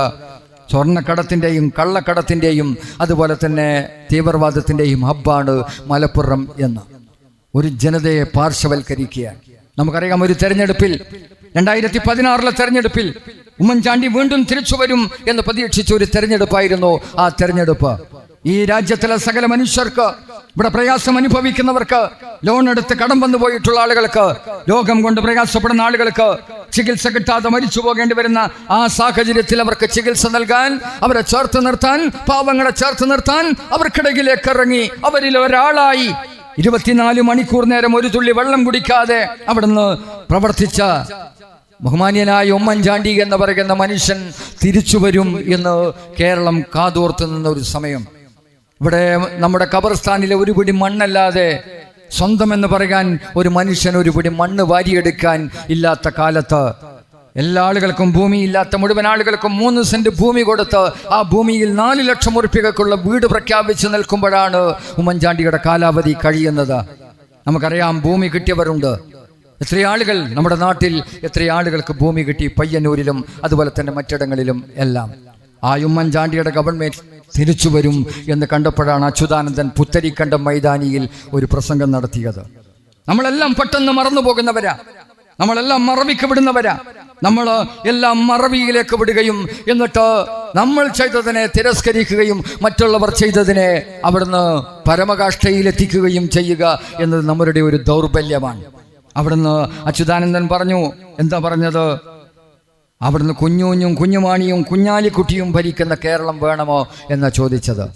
കുഞ്ഞുഞ്ഞും കുഞ്ഞുമാണിയും കുഞ്ഞാലിക്കുട്ടിയും ഭരിക്കുന്ന കേരളം വേണമോ എന്ന് ചോദിച്ചാൽ മുസ്ലിം ക്രൈസ്തവ അച്ചുതണ്ടിന്റെ കൈകളിലേക്ക് ഈ കേരളം പോവുകയാണ് എന്ന് അവിടുന്ന് വിളിച്ചു പറയുകയും ഈ രാജ്യത്തിലെ ഹൈന്ദവ വിശ്വാസികൾ കുറെ പേരെങ്കിലും, ദക്ഷിണ കേരളത്തിലെ കുറെ പേരെങ്കിലും അത് വിശ്വസിക്കുകയും അവിടുന്ന് അവർ മാറ്റി വോട്ട് ചെയ്യുകയും ഉമ്മൻചാണ്ടി തിരിച്ചു വരുമെന്ന പ്രതീക്ഷയിൽ നിന്ന കേരളം ഉമ്മൻചാണ്ടിയുടെ പരാജയം കാണുകയും ചെയ്യേണ്ടി വന്നു. 2021 തെരഞ്ഞെടുപ്പിൽ ഇവന്റെ മുദ്രാവാക്യം മാറ്റി. ഞാൻ പറയുന്നത്, ഈ കമ്മ്യൂണിസ്റ്റ് പാർട്ടി എന്ന് പറയുന്ന പാർട്ടി ഇവിടെ നിൽക്കുന്നു എന്നുള്ളതാണ്. അസനും അമീറും കുഞ്ഞാലിക്കുട്ടിയും ഭരിക്കുന്ന കേരളം വേണമോ എന്നായിരുന്നു കോടിയേരി ബാലകൃഷ്ണന്റെ അദ്ദേഹത്തിന്റെ അവസാന ഘട്ടത്തിലെ ചോദ്യം. അസനും അമീറും കുഞ്ഞാലിക്കുട്ടിയും ഭരിക്കുന്ന കേരളം വേണമോ? ക്രിസ്ത്യാനികളെ വിട്ടു, മുസ്ലിങ്ങളുടെ മേൽ മാത്രം പടലിയിൽ കയറി. അസൻ എന്ന് പറയുന്നത് MM ഹസൻ, അമീർ എന്ന് പറയുന്നത് ജമാഅത്തെ ഇസ്ലാമിയുടെ അമീർ, കുഞ്ഞാലിക്കുട്ടി എന്ന് പറയുന്നത് നമ്മുടെ കുഞ്ഞാലിക്കുട്ടി സാഹിബ്. ഇവിടുത്തെ മുസ്ലിം കൈകളിലേക്ക് ഈ കേരളം പോവുകയാണ് എന്ന് ധ്വനിയുണ്ടാക്കി അവിടുന്ന് തിരിച്ചു വരുമെന്ന പ്രതീക്ഷയോടുകൂടി നിന്ന് മുസ്ലിം ഇവിടുത്തെ ഐക്യ ജനാധിപത്യ മുന്നണി വീണ്ടും പരാജയത്തിലേക്ക് പോകാൻ ആ മുദ്രാവാക്യം അവർ അതിനെ ഹേതുവാക്കി. കടുത്ത വർഗീയതയാണ് ഈ 2 മുദ്രാവാക്യത്തിലും ഈ 2 ചോദ്യങ്ങളിലും അവർ ഉയർത്തിയത് എങ്കിൽ നമുക്കറിയാം, ഇന്ന് BJPയെ പ്രീണിപ്പിച്ചുകൊണ്ടിരിക്കുക, ഇന്ന് RSSനെ പ്രീണിപ്പിച്ചുകൊണ്ടിരിക്കുക. കേരള ചരിത്രത്തിൽ ആദ്യമായി ഇന്ത്യയുടെ തെരഞ്ഞെടുപ്പ് പ്രക്രിയ, പാർലമെന്റ് തെരഞ്ഞെടുപ്പ് പ്രക്രിയ 1952 ആരംഭിച്ചതിന് ശേഷം ഒരു പാർലമെന്റ് നിയോജക മണ്ഡലത്തിൽ കേരളത്തിനകത്ത് നിന്ന് ഒരു BJPക്കാരൻ ജയിക്കുന്നത് ഈ 2024 തെരഞ്ഞെടുപ്പിലാണ്. ഇവിടുത്തെ നമുക്കറിയാം, സുരേഷ് ഗോപി എന്ന് പറയുന്ന സ്ഥാനാർത്ഥി എങ്ങനെയാണ് ജയിച്ചത്? CPMന്റെ പിൻബലത്തോടു കൂടിയാണ്. CPM എങ്ങനെയാണ് സഹായിച്ചത്? CPM സഹായിച്ചത് അവിടെ പൂരം കലക്കുകയാണ്. പൂരം എന്ന് പറയുന്നത് ഹൈന്ദവ വിശ്വാസികളുടെ ഒരു വലിയ അവരുടെ ഹൃദയത്തിലെത്തിയ ഒരു ഉത്സവമാണ്. ആ പൂരം കലക്കുകയാണ്. ആ കലക്കിയ പൂരത്തിന് മുമ്പിലേക്ക് പോലീസ് ഉദ്യോഗസ്ഥന്മാരുമായി കയർക്കുന്ന സുരേഷ് ഗോപി ഒരു നാടകം കളിക്കുകയാണ്. ആ നാടകത്തിലൂടെ സുരേഷ് ഗോപി ആ തൃശ്ശൂർ പാർലമെന്റ് നിയോജക മണ്ഡലത്തിലെ അവിടുത്തെ ഹിന്ദു വിശ്വാസികളുടെ മനസ്സിലേക്ക് കയറിപ്പറ്റുന്നു. അവർ വോട്ട് ശേഖരിക്കുന്നു. 80,000 വോട്ടിന്റെ ഭൂരിപക്ഷത്തിന് സുരേഷ് ഗോപി അവിടുന്ന് ജയിക്കുകയാണ്. സഹായം ചെയ്തു കൊടുത്തത് അജിത് കുമാർ എന്ന് പറയുന്ന ADGPയുടെ പിൻബലത്തോടുകൂടി. അതുപോലെ തന്നെ ഇവിടുത്തെ പോലീസ് അധികാരികളുടെ പിൻബലത്തോടു കൂടി പിണറായി വിജയൻ എന്ന് പറയുന്ന മനുഷ്യന് തന്റെ മകളെ രക്ഷപ്പെടുത്താൻ, തന്റെ കുടുംബത്തെ രക്ഷപ്പെടുത്താൻ CPM-കാരൻ്റെ പ്രസംഗം കേൾക്കുന്നു എന്ന് എനിക്കറിയില്ല. പക്ഷേ ലൈവ് ഉണ്ടെന്നാണ് തോന്നുന്നത്. കാണുന്നുവെങ്കിൽ നിങ്ങൾ ഓർക്കുക, നിങ്ങളുടെ നേതാക്കന്മാർ, ഞങ്ങൾ എന്തു കുറ്റം പറഞ്ഞാലും സഖാബ് നമ്പൂതിരിപ്പാട് മരിച്ചു പോയപ്പോ അദ്ദേഹത്തിന് സ്വന്തമായി ഒരു വസ്ത്രം വാങ്ങാനുള്ള പണം പോലും അദ്ദേഹത്തിന്റെ കയ്യിലുണ്ടായിരുന്നില്ല. പാർട്ടി വാങ്ങിക്കൊടുത്ത വസ്ത്രമാണ് അദ്ദേഹം ധരിച്ചത്. അതുപോലെ തന്നെ സകല നേതാക്കന്മാരും, സഖാബ് നായനാർ ഉൾപ്പെടെയുള്ള ആളുകൾ, അവരൊക്കെ ഈ ഭരണാധികാരം തങ്ങളുടെ കുടുംബത്തിന് വേണ്ടി ഉപയോഗിച്ചില്ല. AR അജിത് കുമാർ എന്ന് പറയുന്ന ഇവിടുത്തെ പ്രിയപ്പെട്ടവരെ ഓൾ ഇന്ത്യ റേഡിയോയുടെ എഡിറ്ററായിരുന്ന അജിത് കുമാർ തൻ്റെ അവിടുത്തെ നായനാറിനെ കുറിച്ചുള്ള ഒരു സ്മരണികയിൽ പറയുന്നുണ്ട്, ഞാൻ സഖാബ് നായനാറിനെ ഇന്റർവ്യൂ ചെയ്യാൻ മുഖ്യമന്ത്രിയാകുമ്പോൾ അദ്ദേഹത്തിന്റെ കൂടെ വന്നു കല്യാശ്ശേരിയിലേക്ക്. ഞങ്ങൾ ഒരു ട്രെയിനിനാണ് വന്നത്. ആ ട്രെയിനിന് വന്ന് കണ്ണൂരിൽ ഇറങ്ങി. ശാരദ ടീച്ചറും ഉണ്ടായിരുന്നു. അവിടെ ഇറങ്ങിയപ്പം ശാരദ ടീച്ചറോട് നായനാർ പറഞ്ഞു, നീ ഓട്ടോറിക്ഷ പിടിച്ച് പോയിക്കോളൂ എന്ന്. അപ്പം ശാരദ ടീച്ചർ ചോദിച്ചു, அந்த കാർ അങ്ങേക്കല്ലേ? കാറ് വീട്ടിലേക്കാണ്, അത് മുഖ്യമന്ത്രിക്കുള്ളതാണ്, മുഖ്യമന്ത്രിയുടെ ബീഡർക്കുള്ളതല്ല എന്ന് നായനാർ എൻ്റെ മുമ്പിൽ വെച്ച് ശാരദ ടീച്ചറോട് പറയുന്നത് ഞാൻ കേട്ടു എന്ന് പറയുമ്പോൾ, ഇന്ന് സഖാവ് പിണറായി വിജയൻ അമേരിക്കയിൽ പോകുമ്പോൾ, ഏത് കോത്താനത്ത് പോകുമ്പോഴും അവിടെ തൻ്റെ ഭാര്യയെ കൂട്ടുണ്ടായെന്നല്ല, കൂട്ടുന്നതിനോടുള്ള വിയോജിപ്പ് കൊണ്ടല്ല, മറിച്ച് ആ പോകുന്ന പോക്കെല്ലാം ദുബൈ വഴിയാണ്. ഏത് കോത്താനത്ത് പോയാലും ദുബൈ വഴിയാണ്. പണ്ട് ഒരു സിനിമയിൽ ഇന്നസെന്റ് ഇടയ്ക്കിടെ മൂകാംബികയിലേക്ക് പോകും. അപ്പൊ ഇവർ വിചാരിച്ചത് ഭക്തി കൊണ്ടാ പോകുന്നത് എന്നാ. അങ്ങനെ ഇത് കണ്ടുപിടിക്കാൻ തീരുമാനിച്ചു. ജഗദീഷ് മെല്ലെ ആളെ വിട്ടു, മായിൻകുട്ടി എന്ന് പറയുന്ന ജഗദീഷ്. അങ്ങനെയാണ് മനസ്സിലായത് ഇദ്ദേഹം ഒരു കല്യാണം കഴിച്ചിട്ടുണ്ട്. കല്യാണം കഴിക്കാൻ പാടില്ല എന്നാണ് അഞ്ഞൂറാന്റെ കൽപ്പന. ഗോഡ് ഫാദർ എന്ന് പറയുന്ന സിനിമയിൽ അഞ്ഞൂറാന്റെ കൽപ്പനയാണ് കല്യാണം കഴിക്കാൻ പാടില്ല എന്നുള്ളത്. ബാക്കി 4 പേരും കല്യാണം കഴിച്ചിട്ടില്ല. അങ്ങനെയാണ് ഇയാൾ മൂകാംബികയിലേക്കാണ് എന്ന് പറഞ്ഞ് സ്ഥിരം ഇങ്ങനെ പോകുന്നതും ഇങ്ങനെ കണ്ടുപിടിക്കുന്നതും അവസാനം അവിടുന്ന് KPSC ലളിത എന്ന് പറയുന്ന തൻ്റെ ഭാര്യയെ കണ്ടെത്തുന്നതും അതുപോലെ തന്നെ മക്കളെ കണ്ടെത്തുന്നതും ചെയ്യുന്നത്. പറച്ചിലെവിടെയാണ് മൂകാംബികക്കാ പോകുന്നത് എന്ന്. പിണറായി വിജയൻ അമേരിക്കയിൽ പോയാലും ദുബൈ, ലണ്ടനിൽ പോയാലും ദുബൈ, അതുപോലെ തന്നെ ഓസ്ട്രേലിയയിൽ പോയാലും ദുബൈ, VNAയിൽ പോയാലും ദുബൈ, ഏത് കോത്താനത്ത് പോയാലും തിരിച്ചു വരുമ്പോൾ ദുബൈയിൽ 10 ദിവസം തങ്ങിയിട്ട് അദ്ദേഹം തിരിച്ചു വരൂ. ഇവിടുത്തെ സഖാക്കളൊന്ന് അന്വേഷിക്കണം. നിങ്ങളുടെ സഖാവ് എന്തിനാ ദുബൈയിൽ പോയി 10 ദിവസം അമേരിക്കയിൽ പോകുമ്പോഴും അമേരിക്കയിൽ നിന്ന് വരുമ്പോഴും ലണ്ടനിൽ പോകുമ്പോഴും ലണ്ടനിൽ നിന്ന് തിരിച്ചു വരുമ്പോഴും അവിടെ ദുബൈയിൽ തങ്ങുന്നത് എന്നൊന്ന് അന്വേഷിച്ച് നോക്കണം. ഇവിടുത്തെ സഖാക്കൾ കയ്യൂരിലും കരുവള്ളൂരിലും പുന്നപ്രയിലും വയലാറിലും മണിയംകുന്നിലും പാടിക്കുന്നിലും തില്ലങ്കേരിയിലും ഒഞ്ചികത്തിന്റെയും മണ്ണില് ഈ രാജ്യത്തിലെ പാവങ്ങൾക്ക് വേണ്ടി, കർഷകർക്ക് വേണ്ടി, കർഷക തൊഴിലാളികൾക്ക് വേണ്ടി ഇടനെഞ്ചിൽ വെടിയേറ്റു മരിച്ച രക്തസാക്ഷികളുടെ ആ ചെങ്കൊടി പിടിക്കുന്നത് അഭിമാനമായി കരുതുന്ന ആളുകൾ, നിന്റെ ചെങ്കൊടി ഈ രാജ്യത്തിലെ മുതലാളിമാരുടെ ആലയിൽ പണയപ്പെടുത്തിയിരിക്കുകയാണ് സഖാവ് പിണറായി വിജയൻ എന്ന് പറയുന്ന മനുഷ്യൻ എന്ന് നിങ്ങൾക്ക് ദുബൈ യാത്ര അന്വേഷിക്കുമ്പോൾ മനസ്സിലാവും. കൂടുതൽ ഞാനൊന്നും പറയുന്നില്ല. അതുകൊണ്ട് പ്രിയപ്പെട്ടവരെ, ആ കമ്മ്യൂണിസ്റ്റ് പാർട്ടിയെ പോലും പണയപ്പെടുത്തിക്കൊണ്ടിരിക്കുമ്പോൾ നിങ്ങൾ അത് പണയപ്പെടുത്തിക്കോളൂ. പക്ഷെ ഞങ്ങളുടെ പരിധിയിൽ കയറുന്നതൊന്ന് അവസാനിപ്പിക്കണം. ഇവിടെ ജമാഅത്തെ ഇസ്ലാമി നിലമ്പൂരിൽ പിന്തുണ കൊടുത്തപ്പോൾ അതായിരുന്നു ഹൈലൈറ്റ്. എന്താ കാരണം? ഈ രാജ്യത്തിലെ, ഞാൻ പറയുന്നത് മുസ്ലിങ്ങളെയല്ല അണ്ടർ എസ്റ്റിമേറ്റ് ചെയ്തത്, ഈ രാജ്യത്തിലെ ഹിന്ദുക്കളെയാണ് നിങ്ങൾ അണ്ടർ എസ്റ്റിമേറ്റ് ചെയ്തത്. നിങ്ങൾ അണ്ടർ എസ്റ്റിമേറ്റ് ചെയ്തത് ഹിന്ദു വിശ്വാസികളെയാ, മുസ്ലിങ്ങളെയല്ല. കാരണം എന്താണ്? ജമാഅത്തെ ഇസ്ലാമിയുടെ പേര് പറഞ്ഞാൽ ഹിന്ദു വിശ്വാസികൾ അവിടുന്ന് ഷൗക്കത്തിനെതിരായിട്ട് വോട്ട് ചെയ്യും എന്ന് വിശ്വസിച്ചു പോയവരാ നിങ്ങൾ അണ്ടർ എസ്റ്റിമേറ്റ് ചെയ്തത് ഹൈന്ദവ വിശ്വാസികളെയാ. അതുപോലെ ഓരോ ജനതയും അണ്ടർ എസ്റ്റിമേറ്റ് ചെയ്ത് അവിടുന്ന് അവരെ പാർശ്വവൽക്കരിച്ച് മാറ്റി നിർത്തുന്ന ഈ ഭരണകൂടത്തിനെതിരായിട്ടുള്ള പോരാട്ടമാണ് വരും കാലങ്ങളിൽ നമുക്ക് നടത്താനുള്ളത്. ഞാൻ നേരത്തെ ആമുഖമായി സൂചിപ്പിച്ചതുപോലെ വരാനിരിക്കുന്ന നഗരസഭാ തെരഞ്ഞെടുപ്പ് നിങ്ങളുടെ ചരിത്രം മാറ്റി എഴുതരുത്. 10-ൽ താഴെ വോട്ടുകൾക്ക് നിർത്താൻ നിങ്ങൾക്ക് കഴിയണം. 2 വോട്ട് വാങ്ങിയവൻ, 3 വോട്ട് വാങ്ങിയവൻ, 4 വോട്ട് വാങ്ങിയവൻ ആരാണെന്ന് ചോദിച്ചാൽ, തിരുവനന്തപുരത്തെ സെക്രട്ടേറിയറ്റിൽ നിന്ന് ചോദിച്ചാൽ സഖാവ് പറയണം, പ്രിയപ്പെട്ട സഖാവ് പിണറായി, അതെന്റെ തളിപ്പറമ്പിലെ ഇന്ന സ്ഥാനാർത്ഥിയാണ്, അരിവാൾ ചുറ്റിക നക്ഷത്രത്തിൽ മത്സരിച്ചവരാണ് എൻ്റെ പാർട്ടിയുടെ ഇന്നയാളാണ് എന്ന് പറയാൻ ഈ കേരളത്തിൻ്റെ തലവൈ തളിപ്പറമ്പിൻ്റെ ആ ചരിത്രം മാറ്റി എഴുതാതെ, പ്രിയപ്പെട്ടവരെ, അത് തിരുത്തി കുറിക്കാതെ ആ ചരിത്രാവർത്തനത്തിന് വേണ്ടി വരാനിരിക്കുന്ന നഗരസഭാ തെരഞ്ഞെടുപ്പിനെ ഉപയോഗപ്പെടുത്താൻ നിങ്ങൾക്ക് കഴിയണം. എന്നിന് കഴിയട്ടെ എന്ന് ആശംസിച്ചുകൊണ്ട് ഞാൻ ആൽമുഖമായി സൂചിപ്പിച്ചതുപോലെ ഈ ഓഫീസ് കായിദമില്ലത്ത് മുഹമ്മദ് ഇസ്മായിൽ സാഹിബിന്റെ